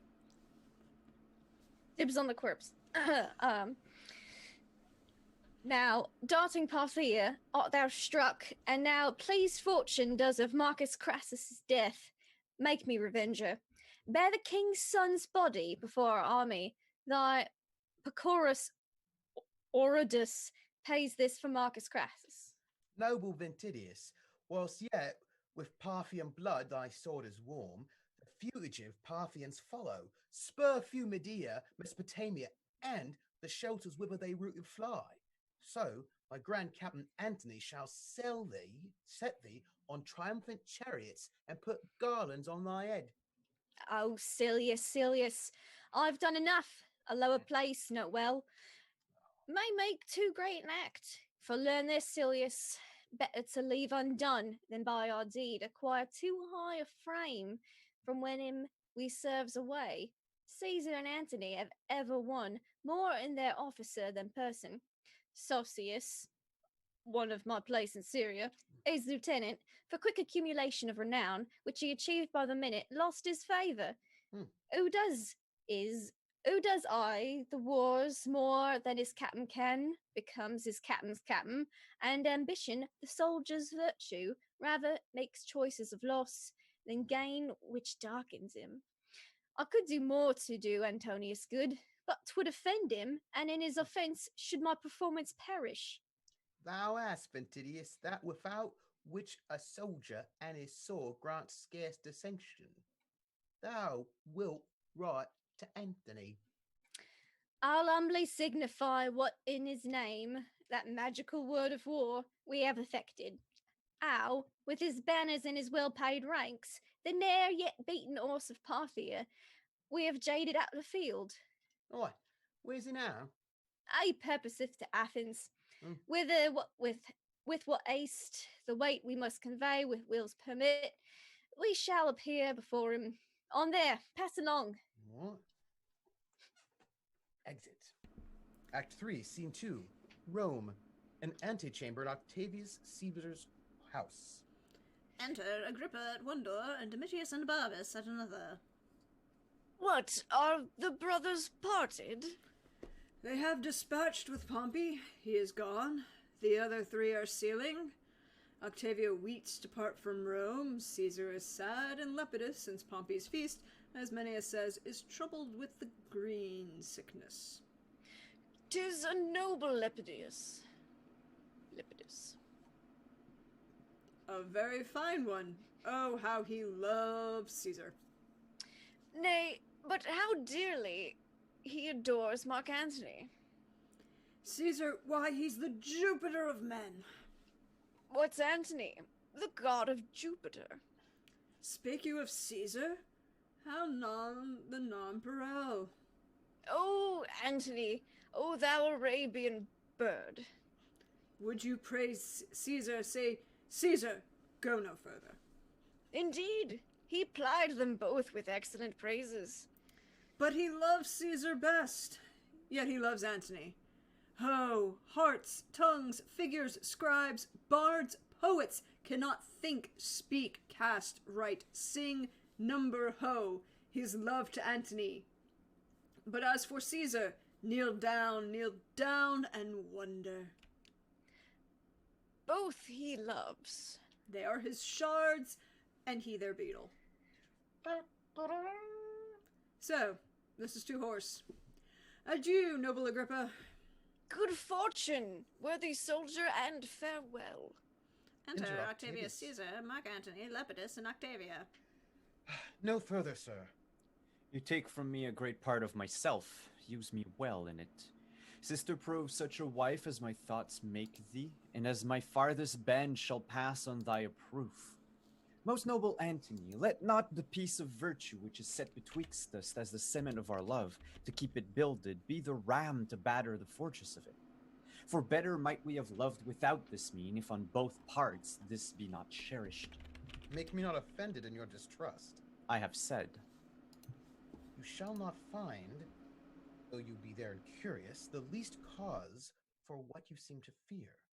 So, the gods keep you, and make the hearts of Romans serve your ends. We will here part. Farewell, my dearest sister, fare thee well. The elements be kind to thee, and make thy spirits all of comfort. Fare thee well. My noble brother. The April's in her eyes. It is love's spring, and these the showers to bring it on. Be cheerful. Sir, look well on my husband's house, and What, Octavia? I'll tell you in your ear. Her tongue will not obey her heart, nor can her heart inform her tongue. The swan's down feather that stands upon the swell at full tide, and neither way inclines. Will Caesar weep? He has a cloud in his face. He were the worse for that. Were he a horse? So is he being a man. Why, and Barbus. When Antony found Julius Caesar dead, he cried almost to roaring. And he wept when at Philippi he found Brutus slain. That year indeed he was troubled with a rheum. What willingly he did confound he wailed. Believe it, till I wept too. No, sweet Octavia, you shall hear from me still. The time shall not outgo my thinking on you. Come, sir, come. I'll wrestle with you in my strength of love. Look, here I have you. And thus I let you go, and give you to the gods. Adieu. Be happy. Let all the number of the stars give light to thy fair way. Farewell. Farewell. Farewell. Exit. Act 3, Scene 3, Alexandria, Cleopatra's palace. Enter Cleopatra, Charmaine, Iris, and Alexis. Where is the fellow? Half afeared to come. Go to, go to. Come hither, sir. Good majesty, Herod of Drury dare not look upon you but when you are well pleased. That Herod's head I'll have, but how, when Antony is gone, through whom I might command it? Come thou near. Most... Oh, did you want to No, keep no, them? go. Most gracious majesty. Didst thou behold Octavia? Aye, dread queen. Where? Madam, in Rome, I looked her in the face, and saw her led between her brother and Mark Antony. Is she as tall as me? She is not, madam. Didst hear her speak? Is she shrill-tongued or low? Madam, I heard her speak. She is low-voiced. Oh, that is not so good. He cannot like her long. Like her? Oh, Isis, 'tis impossible. I think so, Charmaine. Dull of tongue and dwarfish. What majesty is in her gait? Remember, if e'er thou lookest on majesty. She creeps. Her motion and station are as one. She shows a body rather than a life, a statue than a breather. Is this certain? Or I have no observance. 3 in Egypt cannot make better note. He's very knowing. I do perceive it. There's nothing in her yet. The fellow has good judgment. Excellent. Guess at her years, I prithee. Madam, she's a widow. Widow? Charmaine, hark. And I do think she's 30. Bearest thou her face in mind? Is't long or round?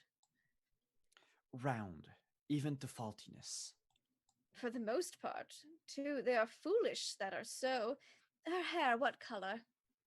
Brown, madam, and her forehead as low as she would wish it. There's gold for thee. thou must not take my former sharpness ill. I will employ thee back again. I find thee most fit for business. Go make thee ready. Our letters are prepared. A proper man. Indeed, he is so. I repent me much that I so harried him. Why, methinks by him, this creature's no such thing. Nothing, madam. The man hath seen some majesty, and should know. Hath thee seen majesty? I self-defend, and serving you so long. I have one more thing to ask him yet, good Charmaine. But 'tis no matter. Thou shalt bring him to me, where I will write. All may be well enough. I warrant you, madam. Act 3, Scene 4. Athens, a room in Mark Antony's house. Enter Mark Antony and Octavia. Nay, nay, Octavia, not only that. That were excusable, that, and thousands more of semblage import. But he hath waged new wars against Pompey, made his will and read it to public ear, spoke scantly of me when perforce he could not but pay me terms of honor, cold and sickly he vented them. Most narrow measure lent me, and with the best hint was given him, he not took it, nor did it from his teeth. Oh, my good lord, believe not all. Or, if you must believe, stomach not all. A more unhappy lady, if this division chance nursed it between playing both parts. The good gods me presently, when I shall pray, oh, bless my lord husband. Undo that prayer by crying out as loud, oh, bless my brother, husband, wind brother. Praise, and destroys the pair, no midway, twixt these extremes at all. Gentle Octavia, let your best love draw to that point which seeks best to preserve it. If I lose mine honor, I lose myself. Better I were not yours than yours so branchless. But, as you requested, yourself shall go betweens. The meantime, lady, I'll raise the preparation of war shall stain your brother. Make your soonest haste, so your desires are yours. Thanks to my lord. The Jove of power makes me most weak. You reconciler. Worst twixt you train would be, as if the world shall cleave, and slain men should shoulder up the rift. When it appears to you where this begins, turn your displeasure that way. For our faults can never be so equal that your love can equally move with them. Provide your going, choose your own company, and command what cost your heart has mind to. The same. Another room. Enter Domitius and Barnabas and Eros. A meeting. How now, friend Eros? There's some strange news come, sir. What, man? Caesar and Lepidus have made wars upon Pompey. This is old. What is their success? Caesar, having made use of him in the wars against Pompey, presently denied him rivalry, would not let him partake in the glory of the action, and not resting here, accuses him of letters he had formerly wrote to Pompey, upon his own appeal, seizes him, so the poor third is up till death enlarge his confine. Then, world, thou hast a pair of shapes no more, and throw between them all the food thou hast. They'll grind the one with the other. Where's Antony? He's walking in the garden, thus, and spurns the rush that lies before him, cries, "Fool Lepidus!" and threats the throat of that his officer that murdered Pompey. Our great navy's rigged? For Italy and Caesar, more Nomadus, my lord desires you presently. My news I might have told hereafter. 'Twill be for naught, but let it be. Bring me to Antony. Come, sir. Act 3, Scene 6. Rome, Octavius Caesar's house. Enter Octavius Caesar, Agrippa, and Mycenaeus. Condemning Rome, he has done all this, and more in Alexandria. Here's the manner of it. In the marketplace, on a tribunal silvered, Cleopatra and himself in chairs of gold were publicly enthroned. At the feet sat Caesarion, whom they called my father's son, and all the unlawful issue that their lust since hath made between them. Unto her he gave the establishment of Egypt, made her of Lower Syria, Cyprus, Lydia, absolute queen. This in the public eye? In a common showplace where they exercise. His sons he there proclaimed the kings of kings, great Medea, Parthia, and Armenia. He gave to Alexander. To Ptolemy he assigned Syria, Sicilia, and Phoenicia. He in the habiliments of the goddess Isis that day appeared, and oft before gave audience, as 'tis reported so. Let Rome be thus informed. Ooh, queasy with his insolence already. Will their good thoughts call from him? The people know it, and have now received his accusations. Who does he accuse? Caesar. And that, having in Sicily Sextus Pompeius spoiled, he had not rated him his part of the isle. Then does he say he lent me some shipping unrestored. Lastly, he frets that Lepidus of the Triumvirate should be deposed, and being that we detain all of his revenue. Sir, this should be answered. 'Tis done already, and the messenger gone. I have told him Lepidus was grown too cruel, that he his high authority abused, and did deserve his change. For what I have conquered, I grant him part. But then, in his Armenia and other of his conquered kingdoms, I demand the like. He'll never yield to that. Nor must then be yielded to in this.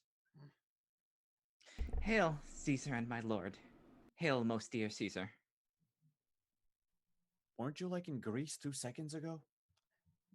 There's a plane. That's that ever should I call thee castaway? You have not called me so, nor have you cause. Why have you stolen upon us thus? You come not like Caesar's sister, the wife of Antony, should have an army for an usher, and the neighs of horses to tell of her reproach. Long ere she did appear, the trees by the way should have borne men, and expectation fainted, longing for what it had not. Nay, the dust should have ascended to the roof of heaven, raised by your populous troops, but you are come a market made to Rome, and have prevented the ostentation of our love, which, left unshone, is often left unloved. We should have met you by sea and land, supplying every stage with an augmented greeting. Good, my lord. To come thus I was not constrained, but did on my free will. My lord Mark Antony, hearing that you prepared for war, acquainted my grieved ear withal, whereon I begged his pardon for your return. Which soon he granted, being an obstruct between his lust and him. Do not say so, my lord. I have eyes upon him, and his affairs come to me on the wind. Where is he now? My lord, in Athens. No, my most wronged sister, Cleopatra hath nodded him to her. He hath given his empire up to a whore, who now are levying the kings of the earth for war. He hath assembled Bacchus, the king of Libya, Archelaus of Cappadocia, Philadelphos, king of cream cheese, the Thracian king Attalus, King Melchus of Arabia, king of Pont, Herod of Jewry, Mithridates, king of Commagene, Polemon and Amyntas, the kings of Mede and Jesus Christ, and Lycaonia, with a more larger list of scepters. Me, most wretched, that my heart parted betwixt two friends that do afflict each other. Welcome hither. Your letters did withhold our breaking forth, till we perceived both how you were wrong led, and we in negligent danger. Cheer your heart, be you not troubled with the time, which drives o'er your content these strong necessities, but let determined things to destiny hold unbewailed their way. Welcome to Rome, nothing more dear to me. You are abused beyond the mark of thought, and the high gods do you justice, make them minister of us and those that love you. Best of comfort, and ever welcome to us. Welcome, lady.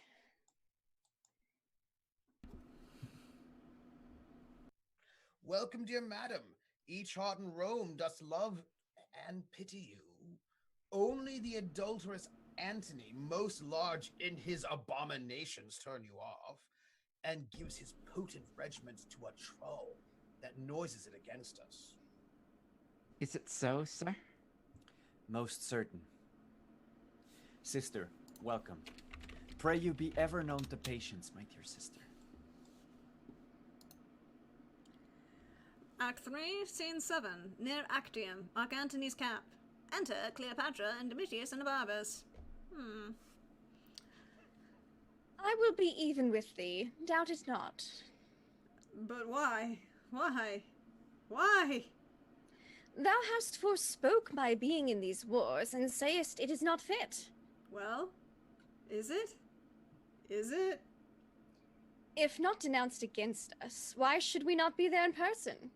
Well, I could reply, if we should serve with horse and mares together, the horse were merely lost, and the mares would bear a soldier and his horse. What is it you say? Your presence must puzzle Antony. Take from his heart, take from his brain, from times. What should then be spared? He is already traduced for levity, and 'tis said in Rome that Phonetius, a eunuch, and your maids manage this war. Sink Rome, and let their tongues rot that speak against us. A charge we bear in war, and, as the president of my kingdom, will appear there for a man. Speak not against it. I will not stay behind. Nay, I have done. Here comes the emperor. Enter Mark Antony and Candidus. Is it not strange, Canidius, that from Tarentum and Brundisium he could so quickly cut the Ionian Sea and take on Torn? You have heard on it, sweet. Celerity is never more admired than by the negligent. A good rebuke, which might have well become the best of men to taunt at slackness. Canidius, we will fight him by the sea. By sea? What else? Why will my lord do so? For that he dares us to it. So hath my lord dared him to a single fight. Ay, and to wage this battle at Pharsalia, where Caesar fought with Pompey. But these offers, which serve not for his vintage, be shaken off, and so should you. Your ships are not well manned. Your mariners are muleters, reapers, people engrossed by swift impress. In Caesar's fleet are those that have oft fought against Pompey fought. Their ships are yours heavy. No disgrace shall fall upon you by refusing him at sea, being prepared for land. By sea. By sea. Most worthy sir, you therein throw away the absolute soldiership you have by land. Distract your army, which doth most consist of war-marked footmen. Leave unexecuted your own renowned knowledge. Forego the way which promises assurance, and give up yourself merely to chance and hazard from firm security? I'll fight at sea. I have 60 sails. Caesar none better. Our overplus of shipping we will burn, and with the rest full manned from the head of Actium, beat the approaching Caesar. But if we fail, we then can do it at land. Thy business? The news is true, my lord. He is descried. Caesar has taken Torone. Can he be there in person? 'Tis impossible. Strange that power should be. Canidius, our 19 legions thou shalt hold by land, and our 12,000 horse. Wheel to ship. Away, my Thetis. How now, worthy soldier? Oh, noble emperor, do not fight by sea. Trust not to rotten planks. Do you misdoubt this sword and these my wounds? Let the Egyptians and the Phoenicians go a-ducking. We have used to conquer, standing on the earth and fighting foot to foot. Well, well, away. By Hercules, I think I am in the right. Soldier thou art, but his whole action grows not in the power on it. So our leaders led, and we are women's men. You keep by land the legions and the horse whole, do you not? Marcus Octavius, Marcus Justius, Publicola, and Callias are for sea. But we keep hold by land. The speed of Caesar's carries beyond belief. While he was yet in Rome, his powers went out in such distractions as beguiled by all spies. Who's his lieutenant here, you? They say one Taurus. Well, I know the man. The Emperor calls Candidius. With news the times with labor, and throws forth each minute some. Taurus, My lord! strike not by land. Ignore everything the previous soldier said. Keep whole. Provoke not battle till we have done at sea. Do not exceed the prescript of this scroll. Our fortune lies upon this jump. Act 3, Scene 9, another part of the plain. Enter Mark Antony and Domitius and Abarbus. Set we our squadrons on yon side of the hill, in eye of Caesar's battle, from which place we may the number of the ships behold, and so proceed accordingly. Act 3, Scene 10, another part of the plain. Candidius marcheth with his land army one way over. The stage and Taurus, the lieutenant of Octavius Caesar, the other way. After their going is heard the noise of a sea fight. Enter Domitius and Abarbus. Not all, not. I can behold no longer the Antoniad, the Egyptian admiral, with all their 60, fly and turn rudder. To see mine eyes are blasted. Enter Scaurus. Gods and goddesses, all the whole synod to them. What's thy passion? The greater candle of the world is lost with very ignorance. We have kissed away kingdoms and provinces.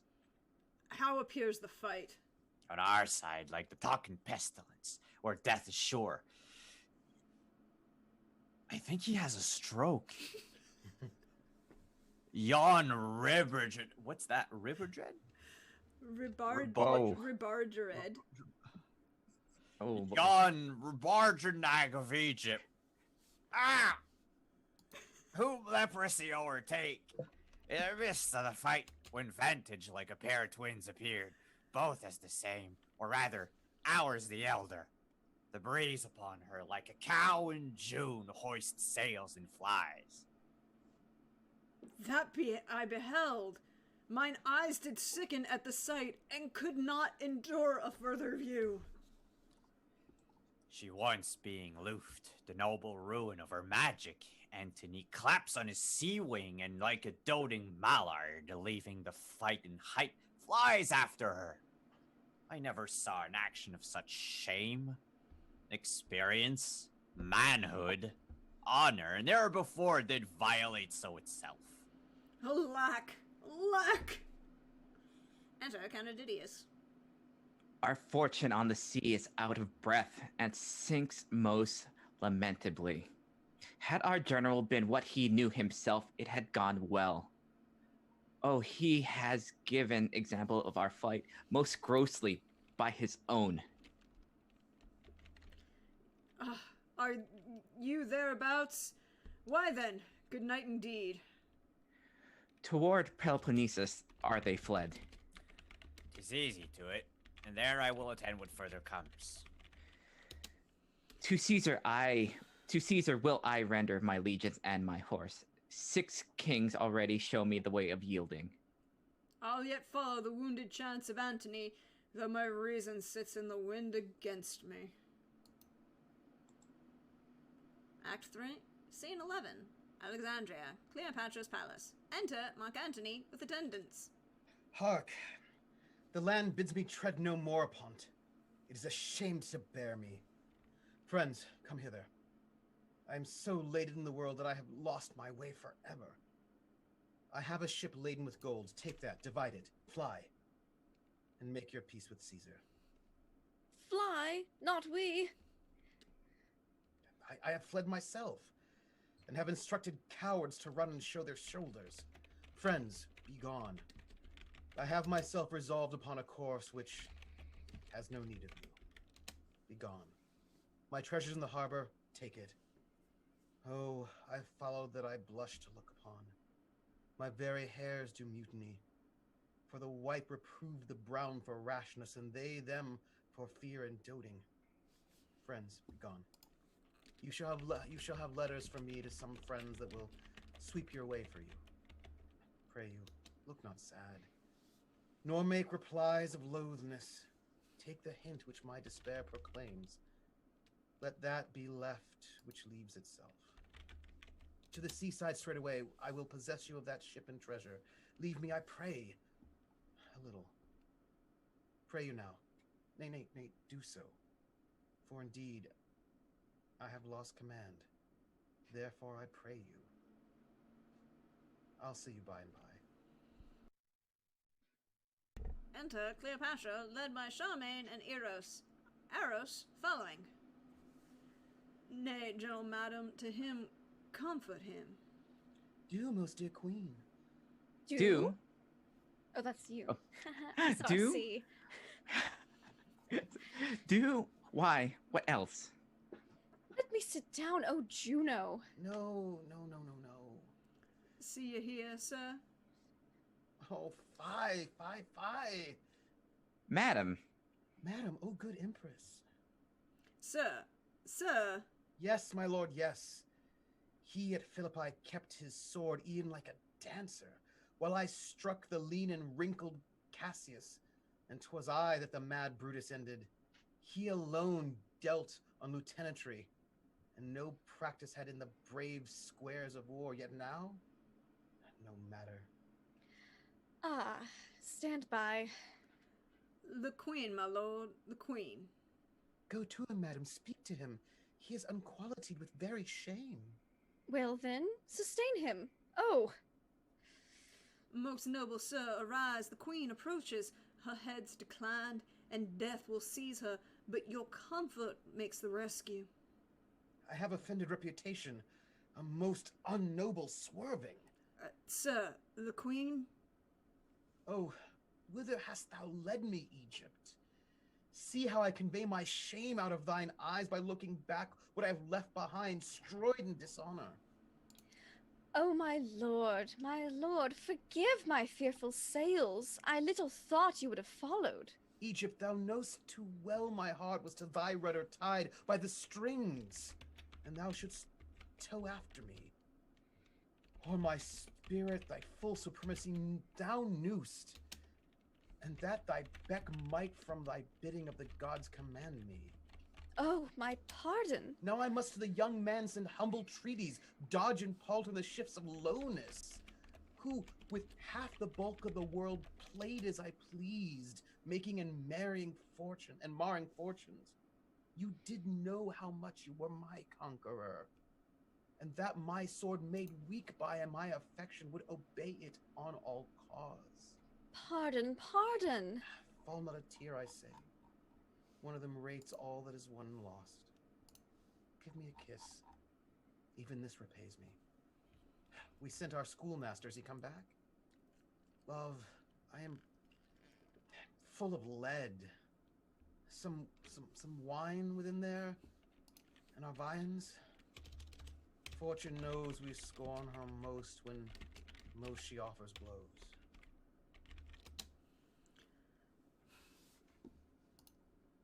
Act 3, Scene 12. Egypt. Octavius Caesar's camp. Enter Octavius Caesar, Dolabella, Therius, and others. Sorry it was muted. Let him appear that's come from Antony. Do you know him? Caesar, 'tis his schoolmaster, an argument that he plucked, when whither he sends so poor opinion of his wing, which had superfluous kings for messengers, not many moons gone by. Enter Euphrones. Approach and speak. Such as I am, I come from Antony. I was of late as petty to his ends as the morn dew on the myrtle leaf to his grand sea. Bet so. Declare thine office. Lord of his fortunes, he salutes thee and requires to live in Egypt, which not granted, he lessens his request, and to thee, Zeus, let him breathe between the heavens and earth, a private man in Athens. This for him. Next, Cleopatra does confess thy greatness, submits her to thy might, and of thee craves the circle of the Ptolemies for her heirs, now hazarded to thy grace. For Antony, I have no ears to his request. The queen of audience nor desire shall fail, so she from Egypt drive her all disgraced friend, or take his life there. This if she performs, she shall not sue unheard. So to them both. Fortune pursue thee. Bring him through the bands. To Aetherius. To try eloquence, now 'tis time. Dispatch. From Antony win Cleopatra. Promise, and in our name, what she requires. Add more from thy invention. Offers, women are not in their best fortunes strong, but what will perjure the ne'er-touched Vestal? Try thy cunning, Aetherius. Make thy own edict for thy pains, which we will answer as a law. Caesar, I go. Observe how Antony becomes his flaw, and what thou thinkst this very action speaks, in every power that moves. Caesar, I shall. Act 3, Scene 13. Alexandria, Cleopatra's palace. Enter Cleopatra, Domitius and Barbus, Charlemagne, and Iris. What shall we do, Enobarbus? Think and die. Is Antony or we in fault for this? Antony only that he would make his will lord of his reason. What though you fled from the great face of war, whose several ranges frightened each other? Why should he follow? The itch of his affection should not then have nicked his captainship. At such a point, when half the world opposed, he being the mirrored question, 'twas a shame no less than it was his loss, to course your flying ships and leave his navy gazing. Prithee, peace. Enter Mark Antony with Euphronius, the ambassador. Is that his answer?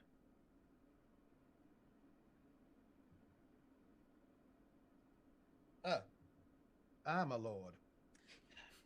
The queen shall then have courtesy, so she will yield us up. He says so. Let her know it. To the boy Caesar send this grizzled head, and he will fill thy wishes to the brim with principalities. That head, my lord. To him again, tell him he wears the rose of youth upon him, from which the world should note something particular. His coin ships legions may be a cowards, whose ministers would prevail under the service of a child as soon as in the command of Caesar. I dare him therefore to lay his gay comparisons apart, and answer me decline, sword against sword, ourselves alone. I'll write it. Follow me.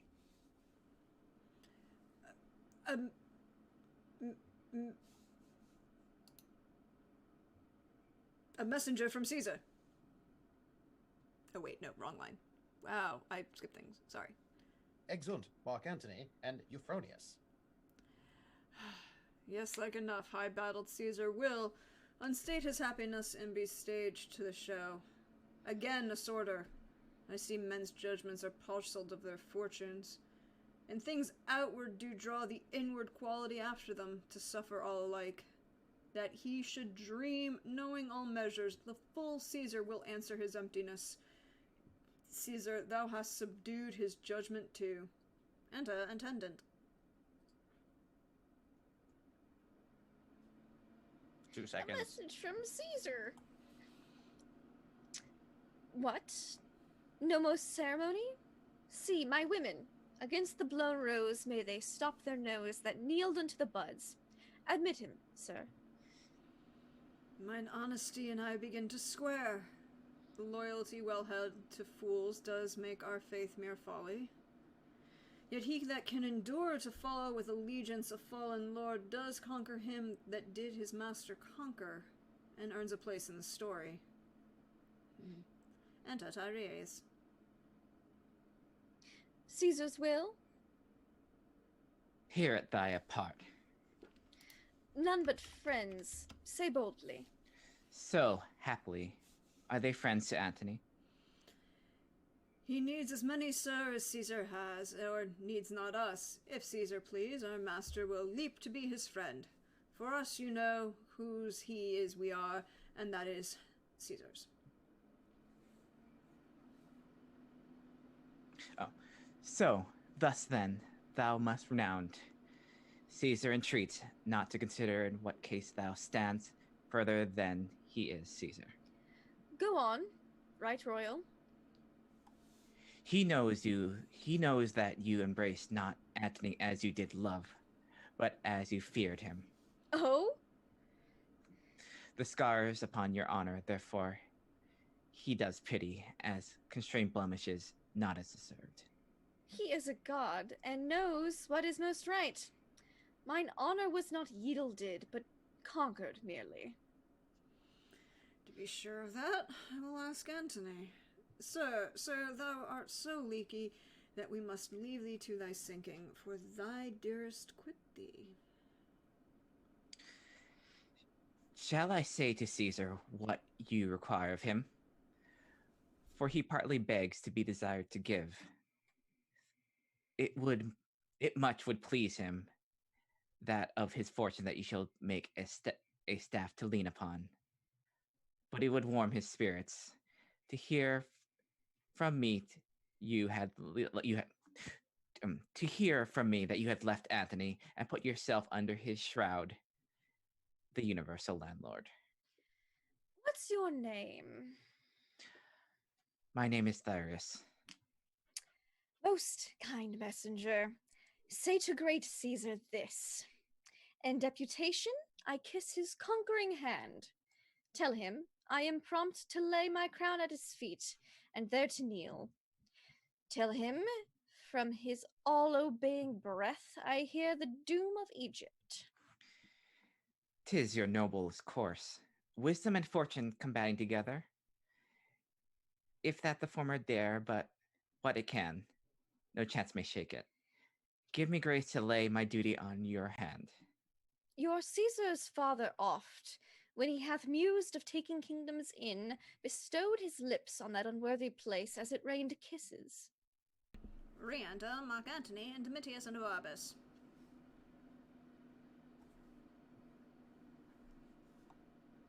Favors by Jove that thunders. What art thou, fellow? One that but performs the bidding of the fullest man, and worthiest to have command obeyed. You will be whipped. Approach there. Ah, you kite. Now gods and devils. Authority melts from me. Of late when I cried ho, like boys into a musk, kings would start forth and cry your will? Have you no ears? I am Antony yet. Take hence this jack and whip him. 'Tis better playing the lion's whelp than with an old one dying. Moon and stars, whip him! Were 20 of the greatest tributaries that do acknowledge Caesar, should I find them so saucy with the hand of she here? What's her name? Since she was Cleopatra, whip him, fellows, till like a boy you see him cringe his face and whine aloud for mercy. Take him thence. Mark Antony. Tug him away. Being whipped, bring him again. This jack of Caesar's shall bear us an errand to him. You were half blasted ere I knew you. Ha! I have my pillow left unpressed in Rome, forborne the getting of a lawful race, and by the gem of women to be abused by one that looks on feeders. Good my lord. You have been a boggler ever, but we in our viciousness grow hard. Oh, misery on it. The wise gods seal our eyes, and on our own filth drop our clear judgments. Make us adore our errors, laugh at us while we strut to our confusion. Oh, it's come to this. I found you as a morsel cold upon dead Caesar's trencher. Nay, you were a fragment of Onius Pompey's. Besides, what hotter hours unregistered and vulgar fame you have luxuriously picked out. For I am sure, though you can guess what temper should be, you know not what it is. Wherefore is this? To let a fellow that will take rewards and say, God quit you, be familiar with my playfellow, your hand? This kingly seal and plighter of high hearts, oh, that I were upon the hill of Basan to outroar the horned herd, for I have savage cause, and to proclaim it civilly were like a haltered neck which does the hangman thank for being yare about him.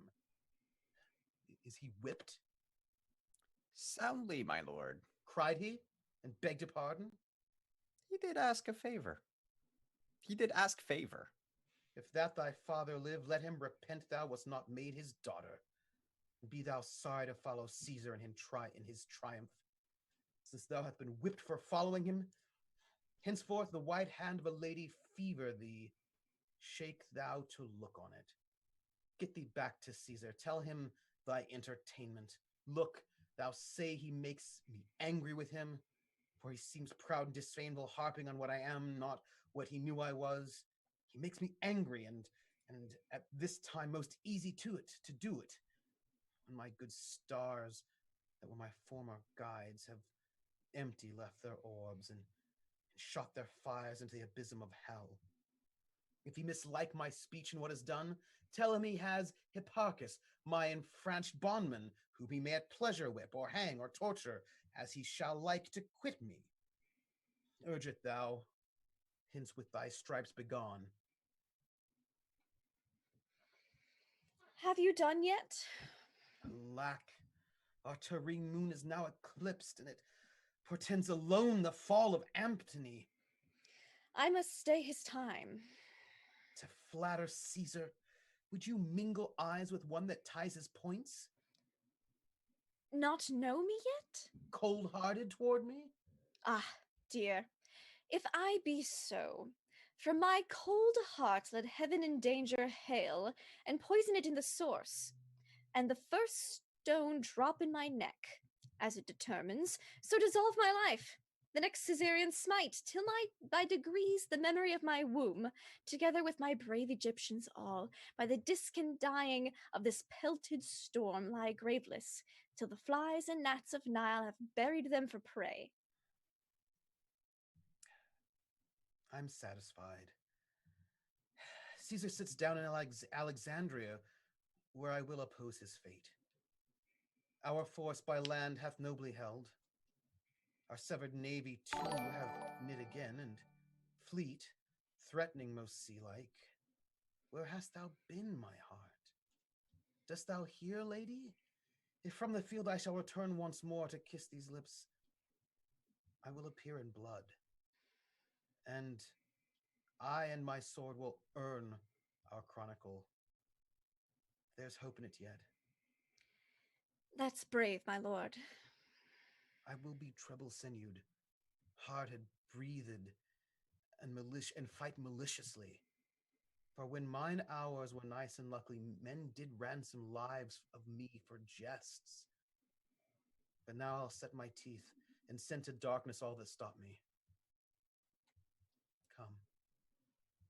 Let's have one other gaudy night. Call to me all my sad captains. Fill our bowls once more. Let's mock the midnight bell. It is my birthday. I had thought to have held it poor, but since my lord is Antony again, I will be Cleopatra. We will yet do well. Call his noble captains to my lord. Do so. We'll speak to them. And tonight, I'll force the wine peep through their scars. Come, my queen. There's sap in it yet. The next time I do fight, I'll make death love me, for I will contend even with his pestilent scythe. Now he'll outstare the lightning. To be furious is to be frightened, out of fear, and in that mood the dove will peck the estrage. And I see still the demutation of our captain's brain restores his heart. When valor preys on reason, it eats the sword it fights with. I will seek some way to leave him. Act 4, Scene 1. Before But we're Alexandria. going to have the curtain falls as we have a short intermission in between Act 3 and Act 4. The lights will flicker in about 10 minutes. Again, refresh yourselves. We'll be right back. All the fun things. And then the end for Antony and Cleopatra. Gonna work well? I It'll be can't say fine. that. I can't say that. This is fine. It's fine. It's Looks fine. good. It's Looks fine. good. But we shall see you in about 10 minutes, all. See you soon.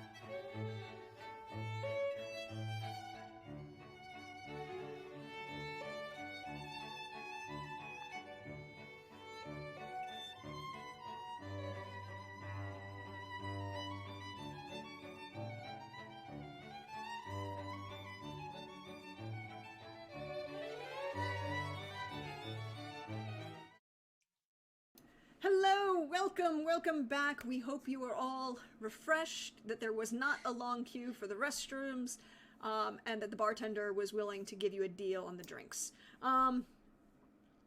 But we are back with Act 4 and the conclusion of Antony and Cleopatra, the great lovers that they were. Opening Act 4. Before Alexandria, Octavius Caesar's camp.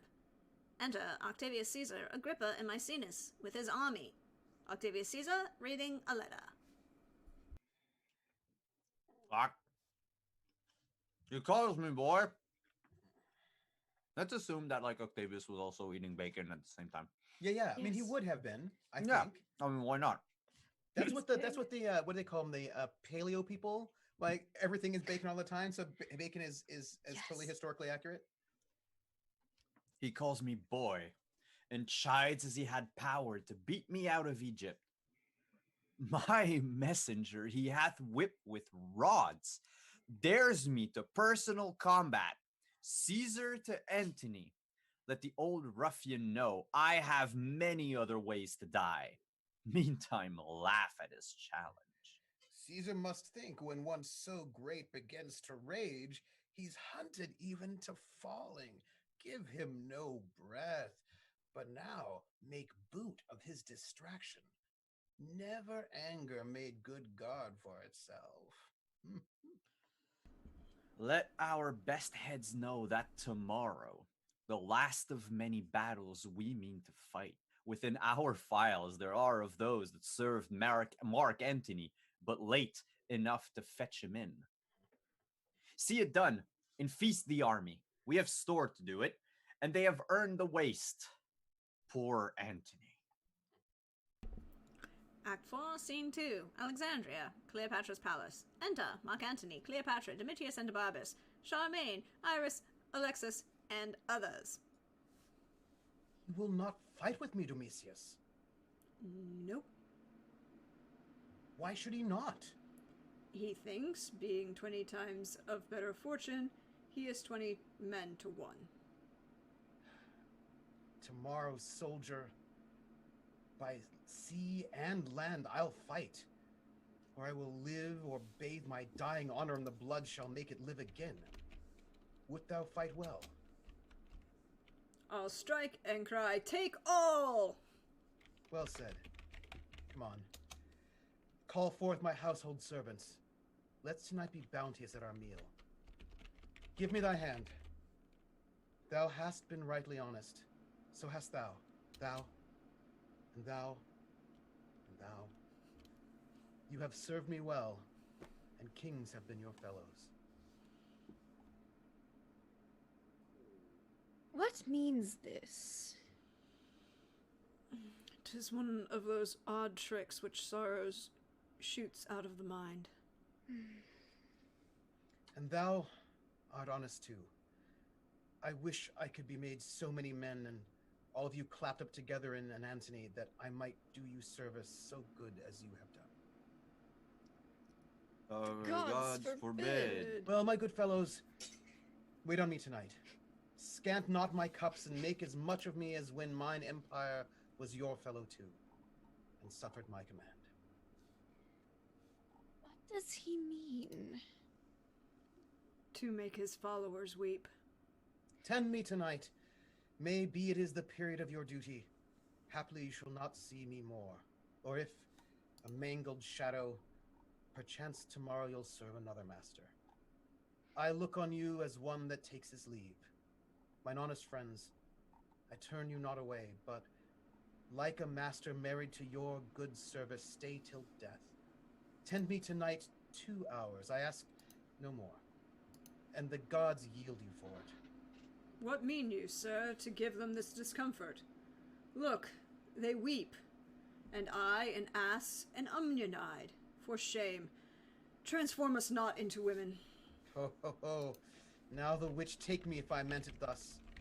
Grace grows where those drops fall. My hearty friends, you take me into dolorous ascents, for I spake to you for your comfort, did desire you to burn this night with torches. No, my hearts, I hope well of tomorrow, and will lead you where rather I'll expect victorious life than death in honor. Let's to supper, come, and drown consideration.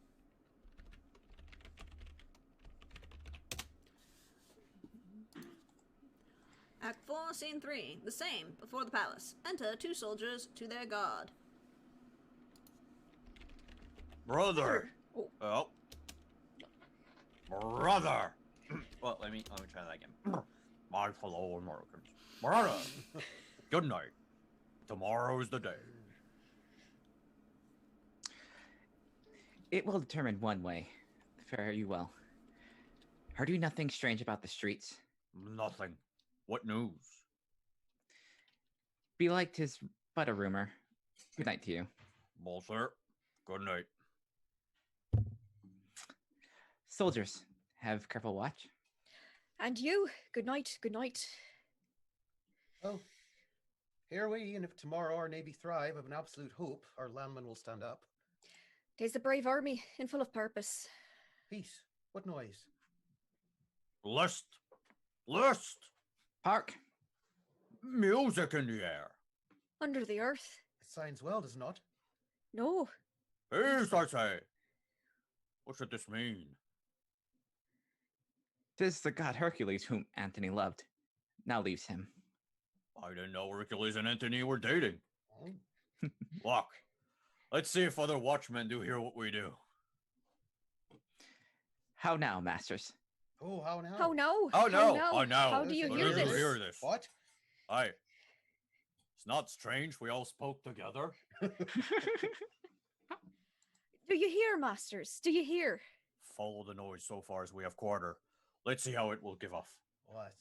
Content to Tis strange. Oh, yeah, it's Tis very super strange. Very strange. real Very strange. strange. Can we Don't just even know. stop talking Peculiar, at even. once? No, well, we should probably leave. We should leave. This is getting awkward. Act 4, Scene 4. The same. A room in the palace. Enter Mark Antony and Cleopatra, Charlemagne, and others attending. Eros, mine armor, Eros. Sleep a little. No, my chuck. Eros, come, mine armor, Eros. Come, good fellow. Put mine iron on. If fortune be not ours today, it is because we brave her. Come. Nay, I'll help too. What's this for? Ah, let be, let be. Thou art the armor of my heart. False, false. This. Sooth, la. I'll help. Thus it must be. Well. We shall thrive now. Cease thou, my good fellow. Go put on my defenses. Briefly, sir. Is this not buckled well? Rarely. He that unbuckles this, till we do please to daff our response, shall hear a storm. Thou fumblest, Eros, and my queen's a squire more tight at this than thou. Dispatch. Oh, love, that thou could see my wars today, and knewest the royal occupation. Thou shouldst ceased a workman in it. Oh, good morrow to thee. Welcome. Thou lookst like him that knows a warlike charge. To business that we love, we rise betime, and go to it with delight. 1,000, sir. Early thought me half their own river to trim, and at the port expect you. The morn is fair. Good morrow, General. Good morrow, morrow, General. Hello, General. As Again, well I'll blown, take it. lads. This morning, like the spirit of a youth that means to be of note, begins betimes. So. Come, give me that. This way. Well said. Fare thee well, dame. Whatever becomes of me, this is a soldier's kiss. Rebukable. And worthy shameful check it were to stand on more mechanic compliment. I'll leave thee now like a man of steel. You that will fight, follow me close and bring you to it. Adieu. Please you, retire to your chambers. Lead me. He goes forth gallantly, that he and Caesar might determine this great war in a single fight. then Antony. But now, well, on. Act 4, Scene 5, Alexandria. Mark Antony's camp. Trumpet sound. Mark Antony and Eros, a soldier meeting them. The gods make this happy day to Antony. Would thou and those thy scars had once prevailed to make me fight at land? But thou done so, the kings that have revolted and the soldier that has this morning left thee would have still followed thy heels. Who's gone this morning? Who? Whatever near thee, call for Enobarbus, we shall not hear thee. Or from Caesar's camp say, I am none of thine. What sayst thou? Sir, he's with Caesar. Sir, his chests and treasures he has not with him. Is he gone? Most certain. Go, Eros. Send his treasure after. Do it. Detain no jot. I charge thee. Write to him. I will subscribe. Gentle adieus and greetings. Say that I wish he'd never find more cause to change a master. Oh, my fortunes have corrupted honest men. Dispatch. Enobarbus!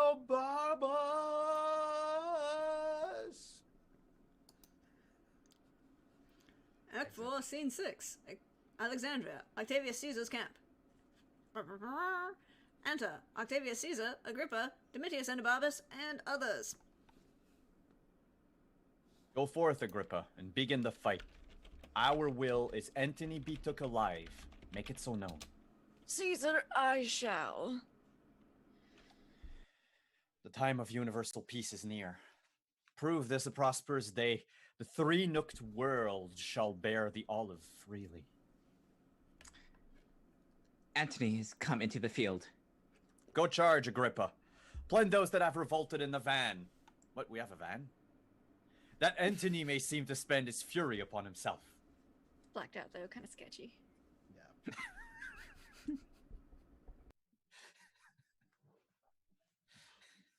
It's a lot of airbrush.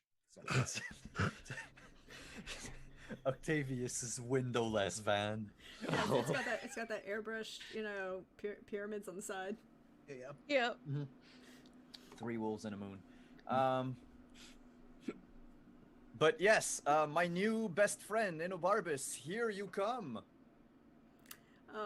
Alexis did revolt and went to Jewry on affairs of Antony.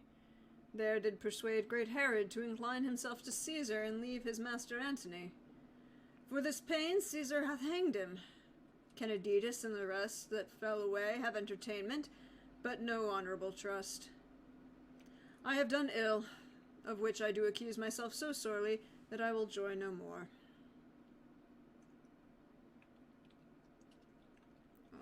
Soldier. Oh, look! I was typing in Tombstone. Hi, hello, Barbus. Antony.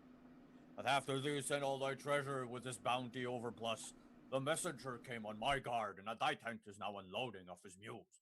Hey, wait a second, I'm the soldier. That's the voice for the soldier in the other camp.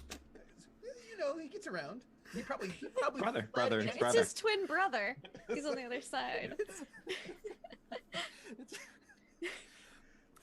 I like the picture. It's just the same actor, and he just switches a helmet like right on stage. He parts his hair on the other side. You gotta play both sides of the thing, Yeah. Always the winner. I feel like people are abandoning me, and it's super unfair. That's all. I lost my news. Fair weather friends. Fair weather friends. Maybe not. Maybe. Alright, yeah, we're unloading his mules. I give it to you. Mock not, Enobarbus. I tell you true. Best to save to bring her out of the host, I must attend mine office, or would have done it myself. Your emperor continues still a joke. I am alone the villain of the earth, and I feel I am so most. O Antony, thou mine of bounty, how wouldst thou have paid my better service when my turpitude thou dost so crown with gold? This blows my heart, if swift thou break it not, a swifter mean shall outstrike thought. But thought will do it, I feel. I fight against thee. No. I will go seek some ditch wherein to die. The foulest best fits my latter part of life. Act 4, Scene 5. A field of battle between the two camps. Drums, trumpets, enter Agrippa, and others. Retire! We have engaged ourselves too far. Caesar himself has work, and our oppression exceeds what we expected. Enter Mark Antony and Scarus, wounded. Oh, the fuck. Oh, my brave emperor. This is fought indeed. Had we done so at first, we had driven them home with clouts about their heads. Thou bleeds to pace. 'Tis but a flesh wound. I had a wound here that was like a T, but now 'tis made an H. Huh. They do retire. We'll beat them into bench holes. I have yet room from 6 scotches more. They are beaten, sir, and our advantage serves for a fair victory. Oh, Let us scourge their back and snatch him up as we take hares behind. 'Tis sport to maul the runner. I will reward thee once for thy sprightly comfort, and tenfold for thy good valor. Come thee on. I'll halt after. Bleeding. Oh. Yeah, I know. I have to. Yeah, it's just. Give me. Shit, I got sepsis. It's always sepsis. Oh, and tetanus. Oh, all of them. All of it, all of it. Super Act tetanus. 4, Scene 8. Under the walls of Alexandria. Enter Mark Antony in a march, Scarus with others. We have beat him to his camp. Run one before and let the queen know of our guests.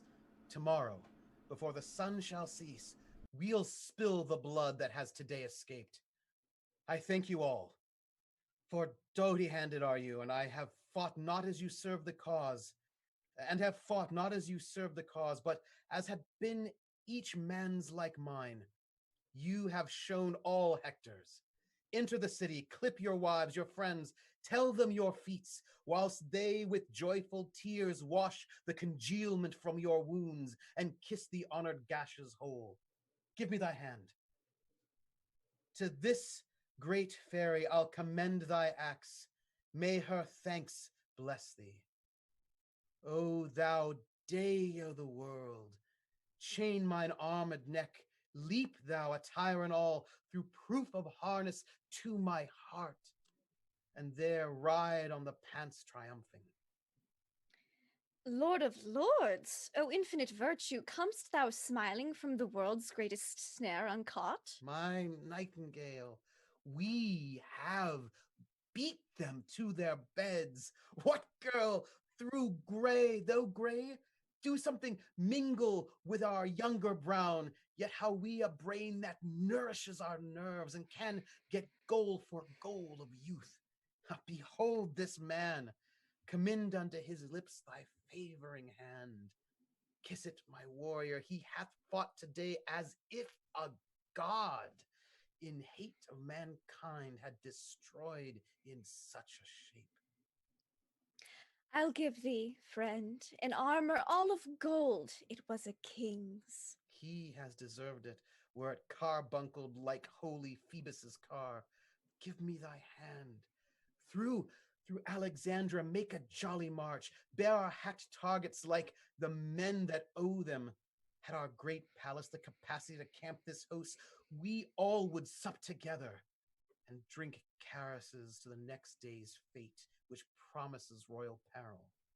Trumpeters, with brazen din blast you the city's ear, make mingle with rattling tambourines, that heaven and earth may strike their sounds together, applauding our approach.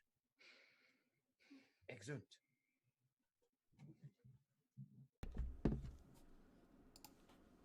Act 4, Scene 9. Octavius Caesar's camp. Sentinels at the post. If we be not relieved within this hour, we must return to the court of guard. The night is shiny, and they say we shall embattle by the second hour in the morn. This last day was a shoot one, too. Enter Domitius and Barbus. Oh, bear me witness, knight. What man is this? Stand close and list him. Be witness to me, O blessed moon, when men, revolted, shall upon record bear hateful memory poor Enobarbus did before thy face repent. Enobarbus! Peace! Hark further. Our sovereign mistress of true melancholy, the poisonous damp of night dispunge upon me, that life, a very rebel to my will, may hang no longer on me. Throw my heart against the flint and hardness of my fault, which, being dried with grief, will break to powder and finish all fell things. O Antony, O Antony, nobler than my revolt is infamous. Forgive me in thine own particular, but let the world rank me in register, a master leaver and a fugitive. O Antony, O Antony. Let's speak to him. Wait. What did he die of? Of sorrow because he loved Antony Broken so heart. much. God. He stabs Sometimes himself. you just die because you're sad. Yeah. Jeez, Star Wars proved. frail.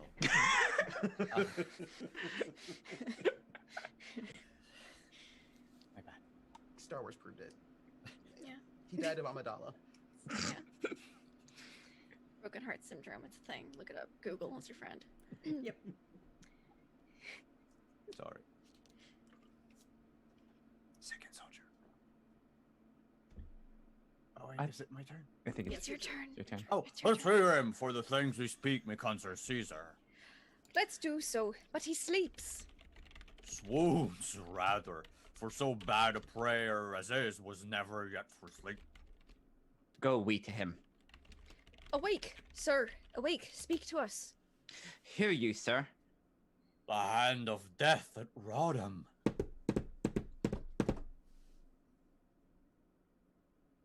Hark! Of horses, but it's fine. The drums. Demurely wake the sleepers. Let us bear him to the court of guard. The use of note. Our hour is fully out. Come on, then. He may recover yet. Excellent. With the body. Let's just drag him. They carry him off. Act Not 4, gonna get Scene better 2. yet. Between the two camps. Enter Mark Antony and Scaurus with their army. The preparation is today by sea. We please them not by land. For both, my lord. I would they'd fight in the fire or in the air. We'd fight there too. But this is it. Our foot upon the hills adjoining to the city shall stay with us. Order for sea is given. They have put forth the haven, where their appointment we may best discover, and look on their endeavor. Act 4, Scene 11. Another part of the same. Enter Octavius Caesar and his army.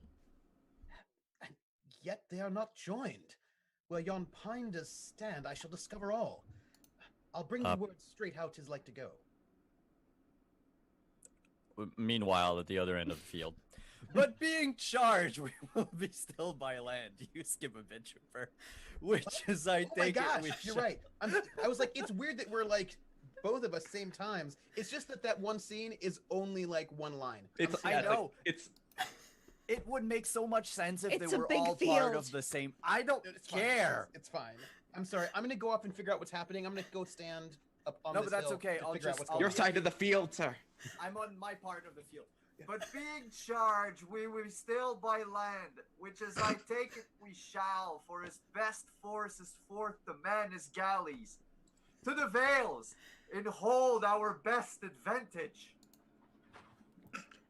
Act 4, Scene 12. Another part of the same. Enter Mark Antony and Scaurus.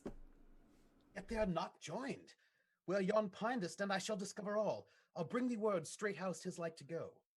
Swallows have built in Cleopatra's sails their nests. The augurers say they know not, they cannot tell. Look grimly and dare not speak their knowledge. Antony is valiant and dejected, and by starts his fretted fortunes give him hope and fear of what he has and has not. All is lost. 'Tis foul Egyptian hath betrayed me. My fleet hath yielded to the foe, and yonder they cast their caps up and carousing, they're like friends long lost, triple turned whore. 'Tis thou hast sold me to this novice, and my heart makes only wars on thee. Bid them all fly, for when I am revenged upon my charm, I have done all. Bid them all fly, begone.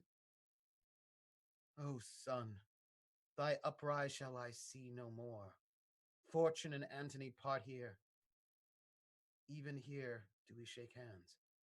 All come to this? The hearts that spanieled me at heels, to whom I gave their wishes, do discandy, melt their sweets on blossoming Caesar. And this pine is barked that overtop them all. Betrayed I am. Oh, this false soul of Egypt, this grave charm whose eyes becked forth my wars and called them home, whose bosom was my crown, it my chief, and like a right gypsy hath us, at fast and looth beguiled me to the very heart of loss. What, Eros? Eros? Ah, thou spell, avaunt! Why is my lord enraged against his love? Vanish, or I shall give thee thy deserving and blemish Caesar's triumph. Let him take thee and hoist thee up to the shouting plebeians. Follow his chariot like the greatest spot of all thy sex. Most monster-like, be shown for poor diminutives, for dolts, and let patient Octavia plow thy visage up where with her prepared nails. 'Tis well thou art gone. If it be well to live, but better 'twere thou fell'st into my fury, for one death might have prevented many. Eros, ho! The shirt of Nessus upon me. Teach me, Alcides, thou mine ancestor, thy rage. Let me lodge Lycus on the horns of the moon, and with those hands that grasp the heaviest club subdue my worthiest self. The witch shall die. To the young Roman boy she hath sold me, and I fall under this plot. She dies for it. Eros! Ho! Exit. Act 4, Scene 13. Alexandria, Cleopatra's palace. Enter Cleopatra, Charmaine, Iris, and Meriden. Help me, my women. Oh, he is more mad than Telamon for his shield. The boar of Thessaly was never so embossed. To the monument. There, lock yourself, and send him word that you are dead. The soul and body arrive not more than parting, than greatness going off. To the monument. Mardian, go tell him I have slain myself. Say that the last I spoke was Antony, and word it, prithee, piteously. Hence, Mardian, and bring me how he takes my death. To the monument! Act 4, Scene 14. The same. Another room. Enter Mark Antony and Eros. Eros, thou yet beholdst me? Ah, noble lord. Sometimes we see a cloud that's dragonish, a vapor sometimes like a bear or lion, a towered citadel, a pendant rock, a forked mountain or blue promontory with trees upon it that nod into the world and mock our eyes with air. Thou hast seen these signs. They are black Vespers pageants. Ah, my lord. That which is now a horse, even with a thought, the rack dislims, and makes it indistinct as water is in water. It does, my lord. My good knave Eros, now thy captain is even such a body. Here I am Antony, yet cannot hold this visible shape, my knave. I made these wars for Egypt, and the queen whose heart I thought I had, for she had mine, which whilst it was mine had annexed unto it 1,000,000 more, now lost. She, Eros, has packed cards with Caesar, and false played my glory unto an enemy's triumph. Nay, weep not, gentle Eris. There's left us ourselves to end ourselves. Oh, thy vile lady, she has robbed me of my sword. No, Antony, my mistress loved thee, and her fortunes mingled with thine entirely. Hence, saucy eunuch, peace. She hath betrayed me, and shall die the death. Death of one person can be paid but once, and that she has discharged. What thou wouldst do is done unto thy hand. The last she spake was Antony, most noble Antony. Then in the midst a tearing groan did break. The name of Antony, it was divided between her heart and lips. She rendered life, thy name so buried with her. Dead then? Dead. Unarm Eros. The long day's task is done, and we must sleep. That thou departest hence safe, does pay thy labor richly. Go. Off, pluck off. The sevenfold shield of Ajax cannot keep the battery from my heart. Oh, cleave my sides. Heart, once be stronger than thy continent, crack thy frail case. Apace, Eros, apace. No more a soldier. Bruised pieces go. You've been nobly born. From me a while. I will o'ertake thee, Cleopatra, and weep for my pardon. So it must be. For now all length is torture. Since the torch is out, lie down and stray no farther. Now all labor mars what it does. Yea, very force entangles itself with strength. Seal then, and all is done. Eros? I come, my queen. Eros, stay for me. Where souls do couch on flowers, we'll hand in hand, and with our sprightly port make the ghosts gaze. Dido and her Aeneas shall want troops, and all the haunt be ours. Come, Eros! Eros! What would, my lord? Since Cleopatra died, I have lived in such dishonor that the gods detest my baseness. I, that with my sword quartered the world, and o'er green Neptune's back with ships made cities, condemn myself to lack the courage of a woman. Less noble mind than she which by her death our Caesar tells I am conqueror of myself. Thou art sworn, Eros, that when the exigent should come, which now is come indeed, when I should see behind me the inevitable prosecution of disgrace and horror, that on my command thou that would kill me. Do it. The time is come. Thou strikes me not, 'tis Caesar thou defeatst. Put color in thy cheeks. The gods withhold me. I shall do that which all the Parthian darts, thou enemy, lost aim and could not. Eros, wouldst thou be windowed in great Rome, and see thy master thus, with pleached arms bending down his cordial neck, his face subdued to penetrative shame, whilst the wheeled seat of fortune Caesar drawn before him branded his baseness thus that ensued?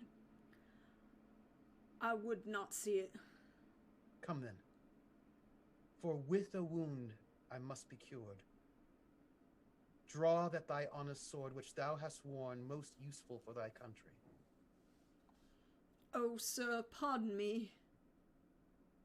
When I did make thee free, sworest thou not then to do this what I bade thee? Do it at once, or thy precedent services are all but accidents on purpose. Draw, and come. Turn from me, then, that noble countenance wherein the worship of the world lies. Lo thee. My sword is drawn. Then let it do at once the thing why thou hast drawn it. My dear master, my captain, and my emperor, let me say before I strike this bloody stroke, farewell. 'Tis said, man. and farewell. Farewell, great chief. Shall I strike now? Now, Eros. Why then, there. Thus I do escape the sorrow of Antony's death.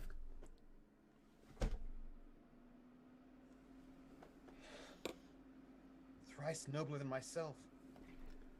Thou teachest me, O valiant Eros, what I should and thou couldst not. My queen and Eros have by their brave instruction got upon me a noblest in record.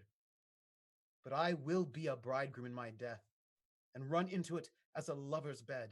Come then. And Eros, thy master dies thy scholar. To do thus.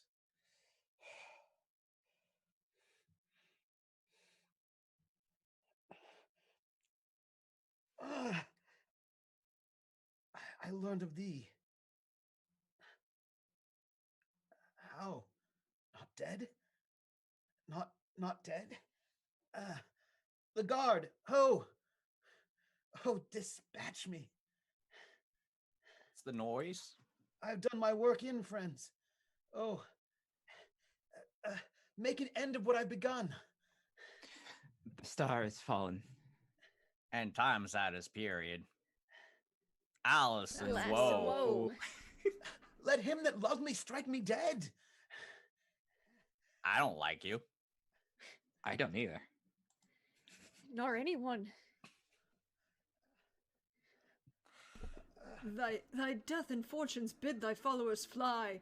This sword but shown to Caesar with this tidings shall enter me with him. Where's Anthony? There, Diomed, there. Lives he? Wilt thou not answer, man? Art thou there, Diamond? Draw thy sword and give me sufficing strokes for death. My absolute lord, my mistress, Cleopatra, sent me to thee. When did she send thee? Now, my lord. Where is she? Locked in her monument. She had a prophesying fear of what hath come to pass, for when she saw, which never shall be found, you did suspect, she had disposed with Caesar, and that your rage would not be purged. She sent you word she was dead, but fearing since how it might work, it sent me to proclaim the truth. And like every Shakespearean character, if you had waited 3 fucking minutes, I dread I am too late. Too late, good Diomed. Call my guard, I prithee. What? Ho. The Emperor's guard. The guard. What ho? Come. Your lord calls. Bear me, good friends, where Cleopatra bides. 'Tis the last service that I shall command you. Woe. Woe are we, sir. We may not live to wear all your true followers out. Most heavy day. Hey. Nay, good my fellows, do not please sharp fate to grace it with your sorrows. Bid that welcome which comes to punish us, and we punish it, seeming to bear it lightly. Take me up. I have led you oft. Carry me now, good friends, and have my thanks for all. Act 4, Scene 15. The same. A monument. Enter Cleopatra and her maids aloft. With Charmaine and Eris. Oh, Charmaine, I will never go from hence. Be comforted, dear madam. No, I will not. All strange and terrible events are welcome, but comforts we despise. Our sighs of sorrow, proportioned to our cause, must be as great as that which makes it. How now? Is he dead?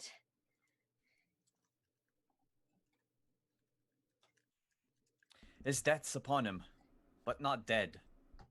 Look out on the other side of your monument. His guard has brought him thither. O sun, burn the great sphere thou movest in.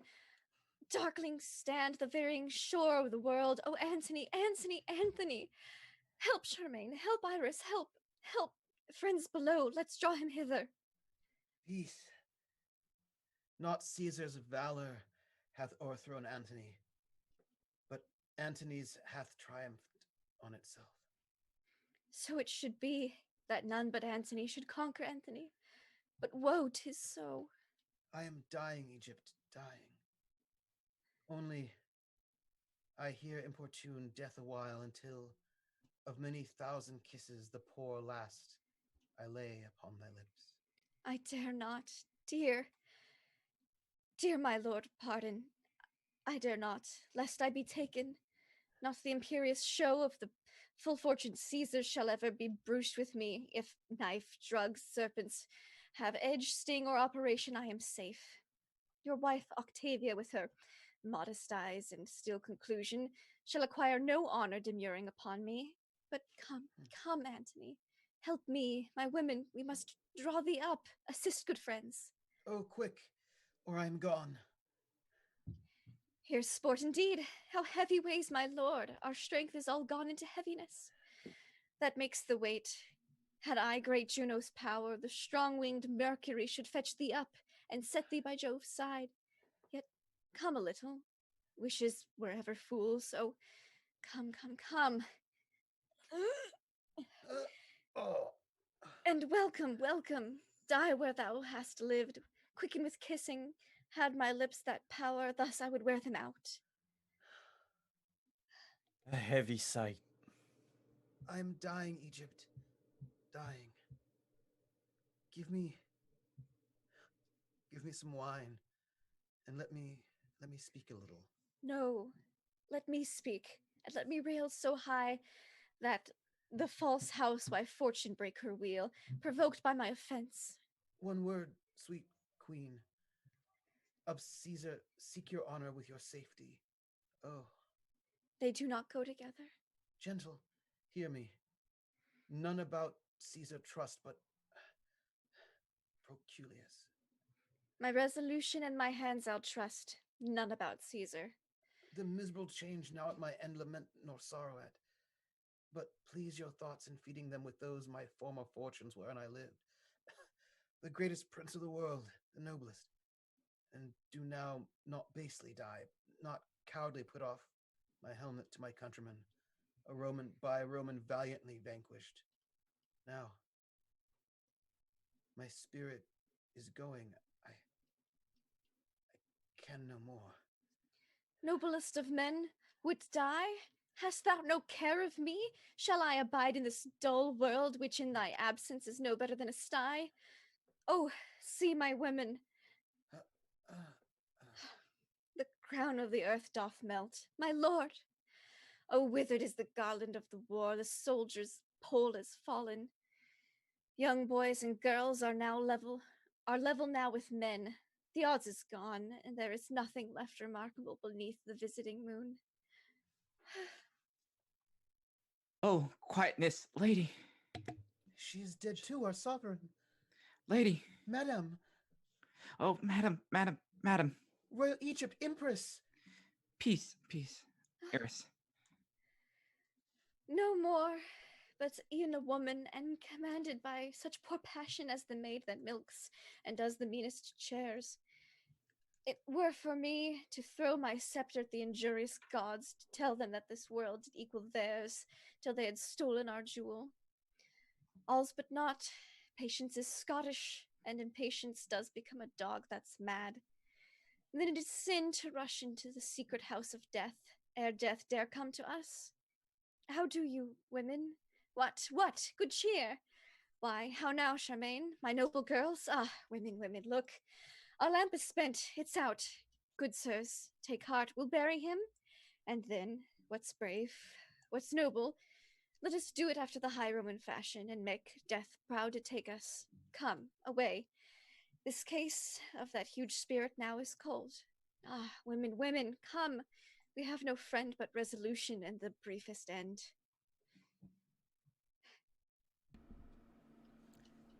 Act 5, Scene 1. Alexandria, Octavius Caesar's camp. Enter Octavius Caesar, Agrippa, Dolabella, Maecenas, Gallus, Proculius, and others, his council of war. Go to him, Dolabella. Bid him yield. Being so frustrate, tell him he mocks the pauses that he makes. Caesar I shall. Enter Decretius with the sword of Mark Antony. Wherefore is that? And what art thou that darest appear to us, thus to us? I'm called Decrates. Mark Antony I served, who best was worthy, best to be served. Whilst he stood up and spoke, he was my master, and I wore my life to spend upon his haters. If thou please to take me to thee, as I was to him, I'll be to Caesar. If thou please not, I'll yield up my life. What is thou sayest? I say, O Caesar, Antony is dead. Breaking of so great a thing should make a greater crack. The round world should have shook lions into civil streets and citizens into their dens. The death of Antony is not a single doom. In the name lay a moiety of the world. He is dead, Caesar, not by the public minister of justice, nor by the hired knife, but by self-hand, which writ his honour in the acts it did, hath with the courage which the heart did lend it, and splitted the heart. This is his sword. I robbed his wound of it. Behold, it stained with his most noble blood. Look you sad, friends. The gods rebuke me, but it is tidings to wash the eye of kings. And strange it is that nature must compel us to lament our most persistent deeds. His taints and honors waged equal with him. A rarer spirit never did steer humanity. But you, gods, will give us some faults to make us men. Caesar is touched. When such a spacious mirror is set before him, he must needs see himself. Oh, Antony, I have followed thee to this. But we do lence diseases in our bodies. I must perforce have shown to thee such a declining day, or look on thine. We could not stall together in the whole world, but yet let me lament with tears as sovereign as the blood of hearts, that thou, my brother, my competitor, in top of all design, my mate in empire, friend and companion in the front of war, the arm of mine own body, and the heart where mine is thoughts that kindle, that our stars, unreconcilable, should divide our equalness to this. Hear me, good friends, but I will tell you at some meter season. The business of this man looks out of him. We'll hear him what he says. Whence are you? A poor Egyptian yet, the queen, my mistress, confined in all she has, her monument, of thy intense desires instruction, that she preparedly may frame herself to the way she is forced to. Bid her have good heart. She soon shall know of us, by some of ours, how honorable and how kindly we determine for her. For Caesar cannot live to be ungentle. So the gods preserve thee. Come hither, Proculius. Go and say we purpose her no shame. Give her what comforts the quality of her passion shall require, lest in her greatness by some mortal stroke she do defeat us. For her life in Rome would be eternal in our triumph. Go, and with your speediest bring us what she says, and how you find of her. Caesar, I shall. Gallus, you go along. Where's Dolabella, the second Proculius? Dolabella, Dolabella. Dolabella. Let him alone, for I remember now how he's employed. He shall in time be ready. Go with me to my tent, where you shall see how hardly I was drawn into this war. How calm and gentle I proceeded still in all my writings. Go with me, and see what I can show in this. Act 5, Scene 2, Alexandria. A room in the monument. Enter Cleopatra, Charmaine, and Iris. My desolation does begin to make a better life. 'Tis paltry to be Caesar. Not being fortune, he's but fortune's knave, a minister of her will, and it is great to do that thing that ends all other deeds, with shackles accidents and bolts up change, which sleeps and never pallets more the dug, The beggar's nurse and Caesar's. Caesar sends greetings to the Queen of Egypt, and bids thee study on what fair demands thou meantst to have him grant thee. What's thy name? My name is Proculius. Antony did tell me of you, bade me trust you, but I do not greatly care to be deceived. That have no use for trusting. If your master would have a queen his beggar, you must tell him that majesty, to keep decorum, must no less beg than a kingdom. If he please to give me conquered Egypt for my son, he gives me so much of mine own as I will kneel to him with thanks. Be of good cheer. Your fall must into princely hands. Fear nothing. Make your full reverence freely to my lord, who is so full of grace that it flows over on all that need. Let me report to him your sweet dependency, and you shall find a conqueror that will pray in aid for kindness, where he for grace is kneeled to. Pray you, tell him I am his fortune's vassal, and I send him the greatness he has got. I hourly learn of doctrine of obedience, and would gladly look him in the face. This I'll report, dear lady. Have comfort, for I know your plight is pitied of him that caused it. You see how easily she might be surprised. A monument by a ladder placed against a window, and having descended, come behind Cleopatra. Some of the Godhead till Caesar come.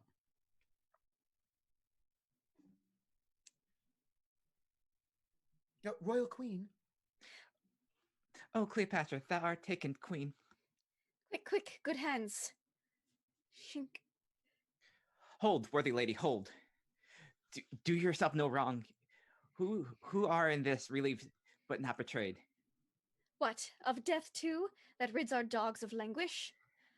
Cleopatra, do not abuse my master's bounty by undoing of yourself.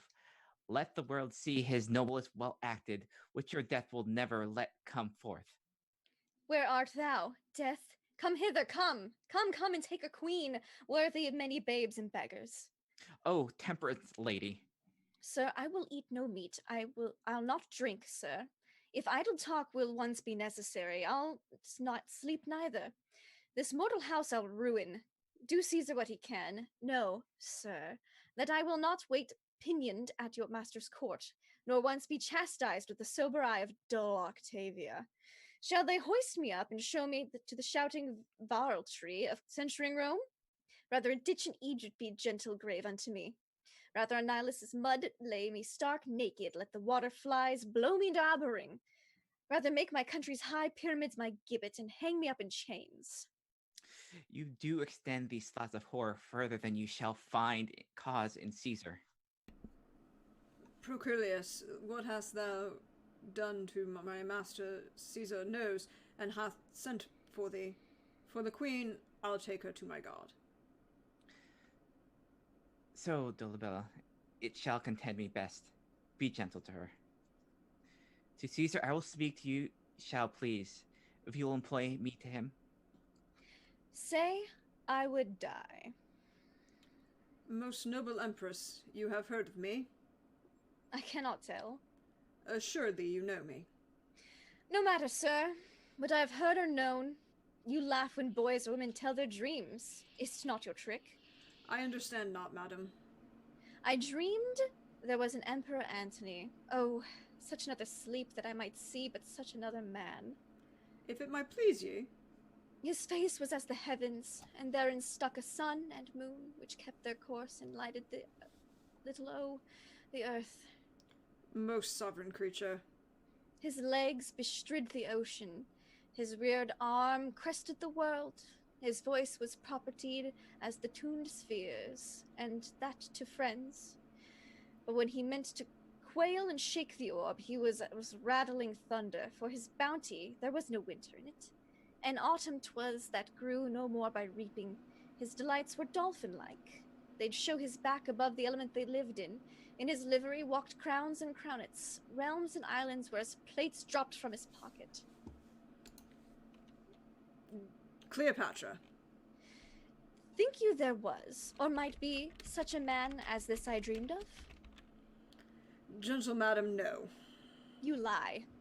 Up to the hearing of the gods. But if there be, or ever were, one such, it's past the size of dreaming. Nature wants stuff to vie strange forms with fancy, yet to imagine an Antony, where nature's peace against fancy condemning shadows quite.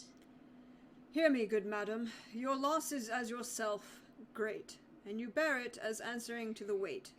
Would I might never o'ertake pursued success, but I do feel by the rebound of yours a grief that smites my very heart at root. I thank you, sir. Know you what the Caesar means to do with me? I am loath to tell you that what I would know, would you knew.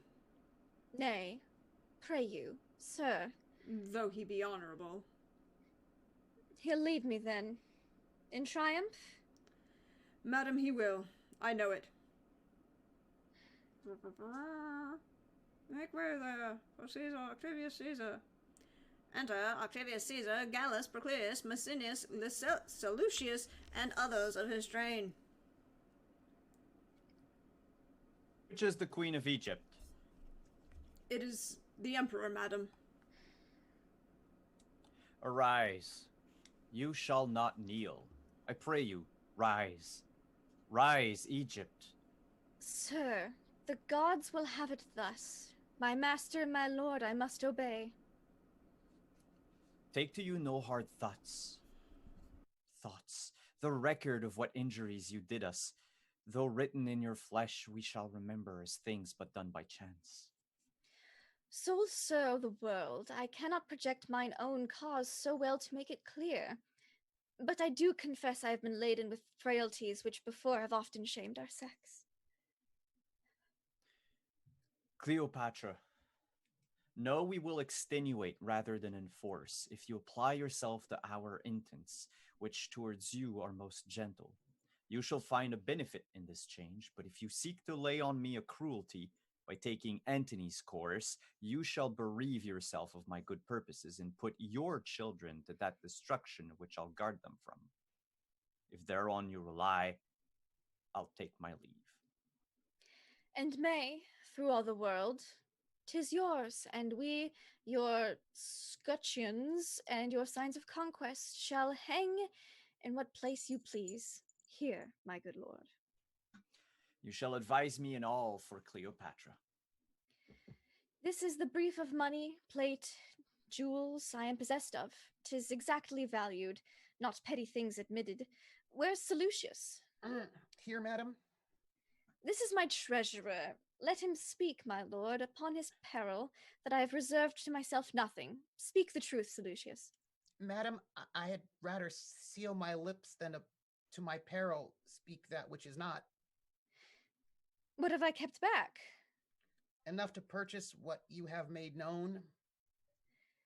Nay, blush not, Cleopatra. I approve your wisdom in the deed.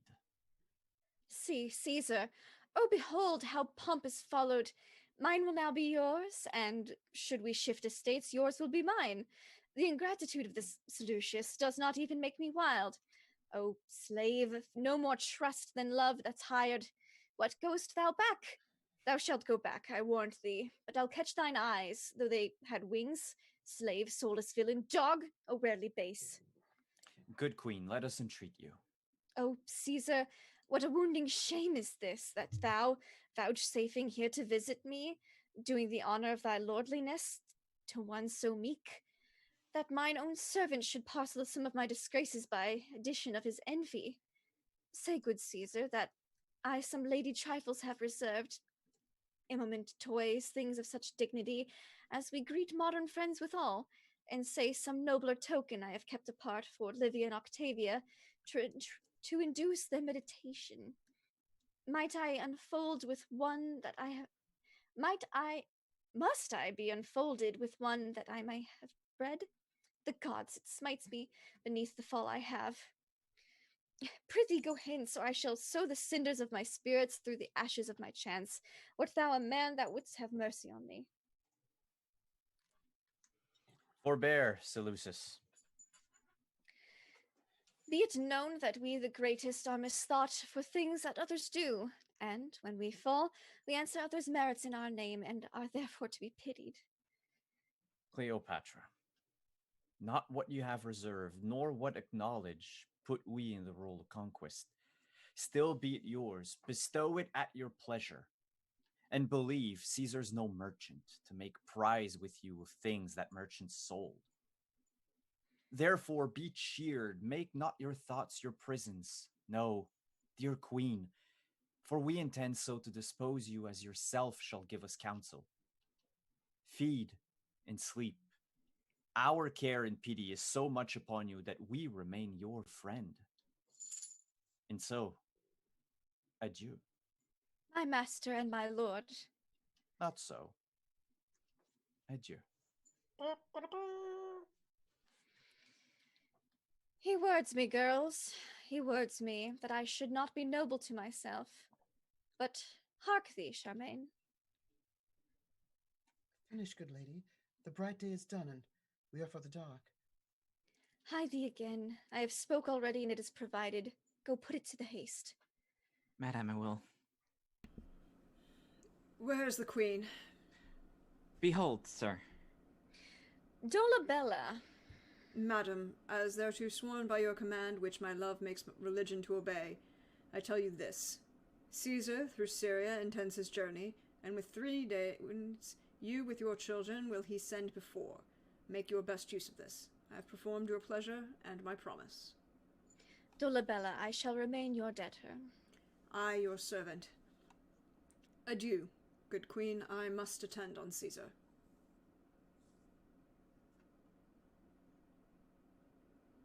Farewell, and thanks. Now, Iris, what thinkst thou? Thou, an Egyptian puppet, shalt be sown in Rome, as well as I. Mechanic slaves with greasy aprons, rules, and hammers shall uplift us to this view.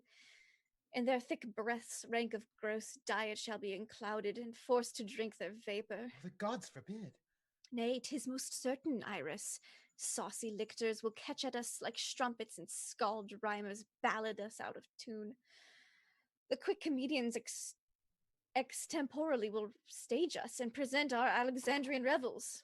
Antony shall be brought drunken forth, and I shall see some squeaking Cleopatra boy my greatness, I, the prostitute of a whore. Oh, the good the posher gods. whore. Nay, that's certain. I'll never see it, for I'm sure my nails are stronger than mine eyes. Why, that's the way to fool their preparation and to conquer their most absurd intents. Now, Charmaine, show me my women like a queen. Go fetch my best attires. I am again for Cydnus. To meet Mark Antony, Sarah, Eris, go. Now, noble Charmaine, we'll dispatch indeed.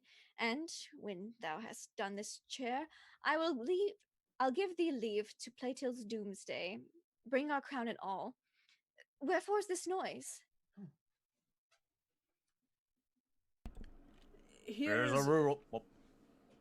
Oh, it's me again. Here's a rural fellow that will not be denied your highness' presence. He brings you figs. Let him come in. What poor an instrument! May do a noble deed, he brings me liberty. My resolutions placed, and I have nothing. Of woman in me, now from head to foot, am marble constant. Now the fleeting moon of no planet is mine. This is the man. Avoid, and leave him. Hast thou the pretty worm of Nilus there, that kills and pains not? Truly I have him, but I would not be the party that should desire you touch him. For his biting is immortal. Those that do die of it do seldom or never recover. Rememberedst thou any that have died on it? Very many women and men too. I have heard one of them no longer than yesterday. A very honest woman, but something given to lie, as a woman should not do, but in the way of honesty. How she died of the biting of it, what pain she felt, truly she makes a very good report of the worm. But he that will believe all that they say shall never be saved by half that they do. But this is fallible. The worm's an odd worm. Get thee hence. Farewell. I wish you all the joy of the worm. Farewell. You must think this, look you, that the worm will do his kind. Aye, aye, farewell. Look you, the worm is not to be trusted, but in the keeping of wise people, for indeed there is no goodness in the worm. Take thou no care, it shall be heeded. Very good. Give it nothing, I pray you, for it is not worth the feeding. Will it eat me? You must not think that I am so simple, but I know the devil himself will not eat a woman. I know that a woman is a dish for the gods if the devil dress her not. But truly, these same whoreson devils do the gods great harm in their women, for in every 10 they make the devil small 5. Well, get thee gone, farewell. Yea, forsooth, I wish you joy of the worm. Re-enter Iris with robe and crown, etc. Give me my robe, put on my crown. I have immortal longings in me, now no more. The juice of Egypt's grape shall moist this lip. Yeah, good Iris, quick. Methinks I hear Antony call. I see him rouse himself to praise my noble act. I hear him mock the luck of Caesar which the gods give men to excuse their after wrath. Husband, I come. Now to that name my courage prove my title. I am fire and air. My other elements I give to baser life. So, have you done? Come then, and take the warmth of my lips. Farewell, kind Charmaine. Iris, long farewell.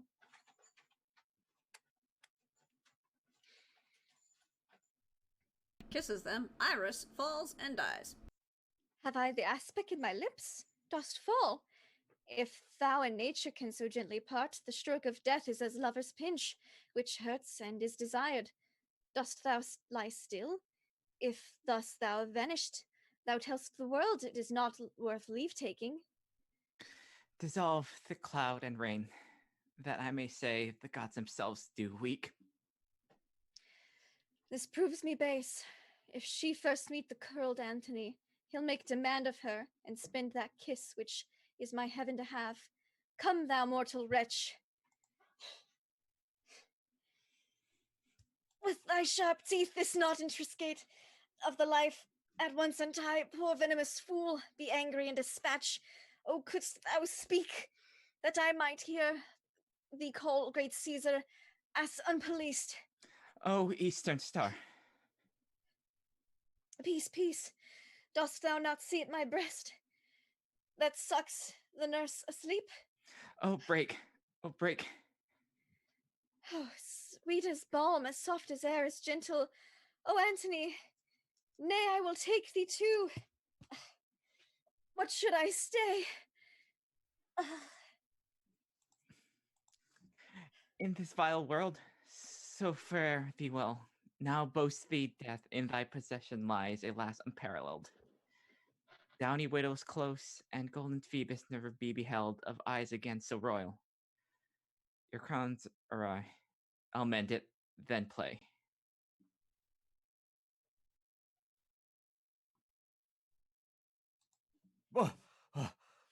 Where's the queen?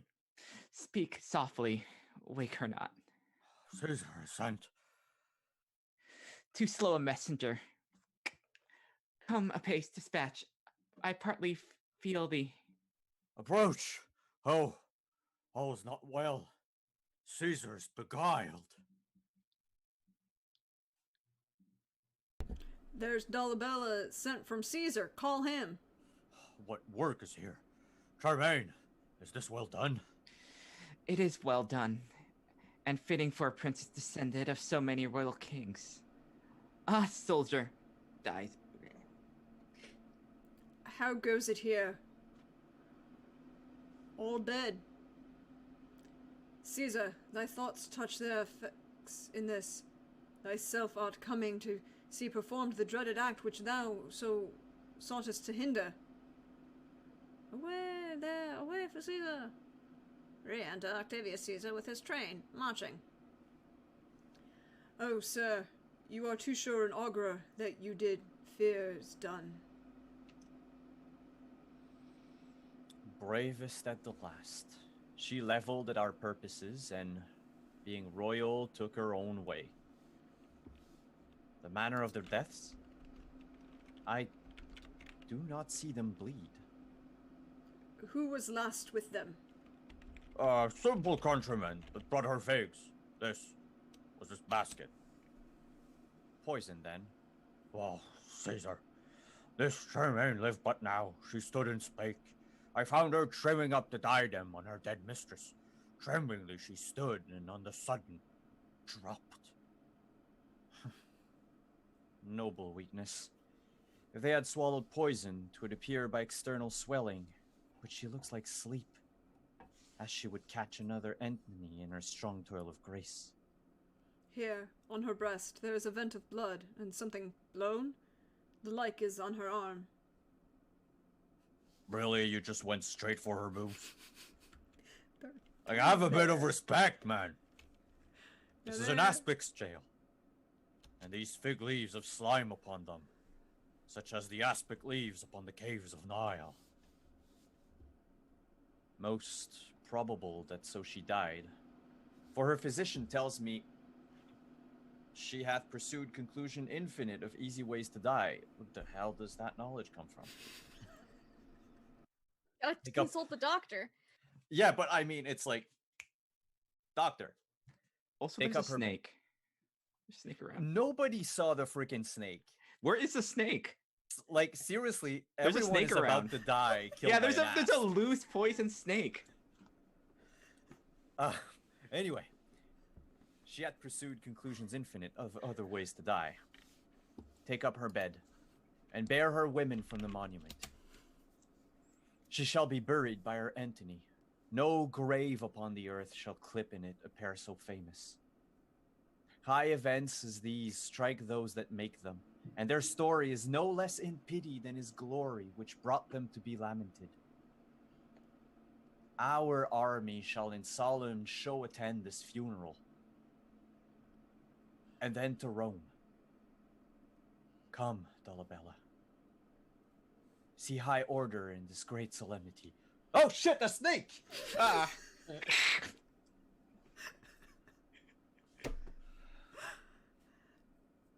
Close curtain, and so falls the death of Marcus Antonius and his Cleopatra the Seventh. Well, that was fun. I think that was a lot of fun. Thank you all. Thank you all for coming. Thank you all for playing with us. This was so much fun. I don't think I've laughed so much at the tragedy of Antony and Cleopatra before, but I've enjoyed all of it. It was great. I'm worried about the favoritism. I feel like Cleopatra really liked Charmaine and did not really like Eris, and that seems rude. That's all. There's always the best friend. Yeah, there's and the then- pecking order. Yeah, there's. Yeah. I just feel bad. At least she was allowed to sit with us. God. Oh, you got to sit outside. Sit outside with this poison. You got to drink it outside. Well, you know, there's that. But we're going to go around. Feel free, cast, to go ahead and put any of your links in chat. You feel free. We'll go in reverse order. So, Trooper, thank you again. You died wonderfully. It was a beautiful love story that cracked a lot. I just hope that Antony was at least good in bed or something, so that there was something that like Cleopatra got out of that. Because I feel like he was a lot of like, I feel like he was a little bit much. I feel like he's like, oh, Cleopatra, I love you. And she's like, great. And he's like, no, wait, I hate you. And then she's like, what? And he's like, no, I'm sorry. Just kidding. I love you. She's like, really? Young man, work it out. Anyway, I just feel like he was a little inconstant, a little hysterical, a little, I feel like he needed to work through some stuff. And Cleo deserves it better. Also, you know, that's all I'm saying. Anyway, so I'm sorry that it was not a better boyfriend for you.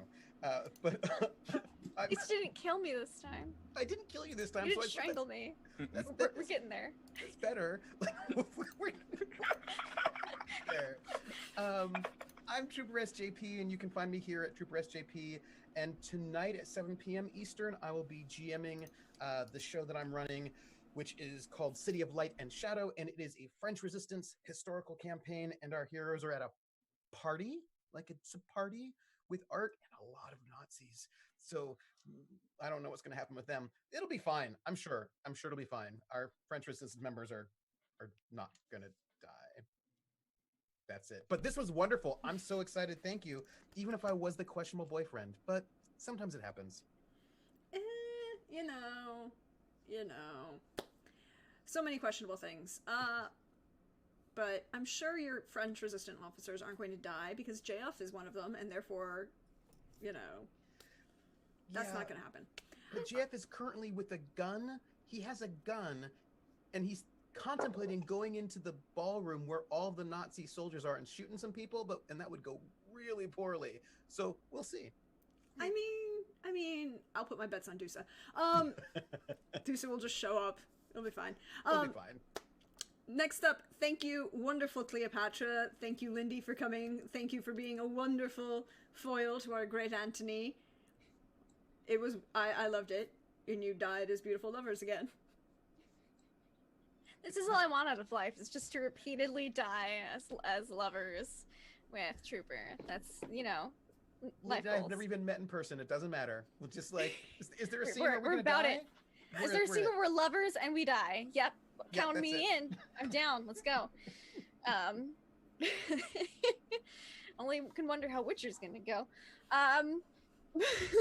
Yeah, I'm Lindy. You can find me online at Laugh Live Lindy. I play and GM a lot of tabletop RPGs, including now I'm in the Witcher game. Finally, I've had to hold it in for so many weeks.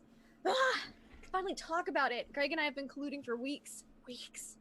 And I'm very happy to finally be a part of it. And you can find me doing not my regular scheduled stuff a little bit this weekend. At 6 Eastern tonight, I will be playing on a Star Wars one-shot on Encounter Roleplay, where Susie and I may have done some scheming together about our characters, and it's really great. And Greg's the DM, so you don't want to miss it. It's going to be a lot of fun. I'm a huge Star Wars fanatic. Other things, I think I might be doing something with Grant on Sunday. Just keep your eyes peeled. Just follow me on Twitter for what I'm doing when. It's a bunch of stuff. It's gonna be good. Always good, always great, and we can't wait to have you over on Witcher because that'll be great. We're totally not gonna die. And no, you have a doctor now. A, we have a doctor now, and B, now Ainfra, can actually talk about some of her issues. Woo! I figure she might take it out on a lot of them. I'm a doctor, not a psychologist. Sorry. Yeah, come on. No, but let's look at who else she would have talked to. The 3 Witchers? No, but you could talk to me. I'm here.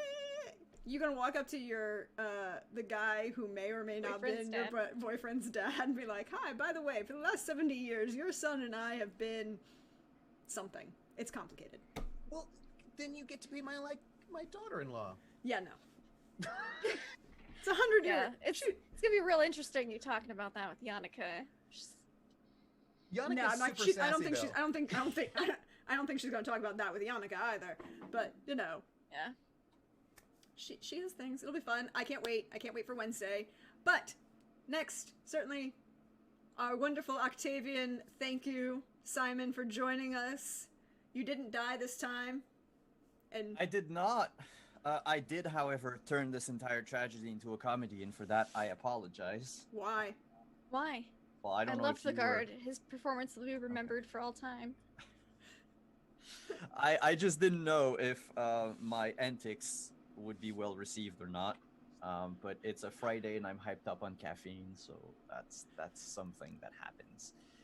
Hi everyone, I'm Simon at Wondering DM on Twitch, at Wondering_DM on Twitter.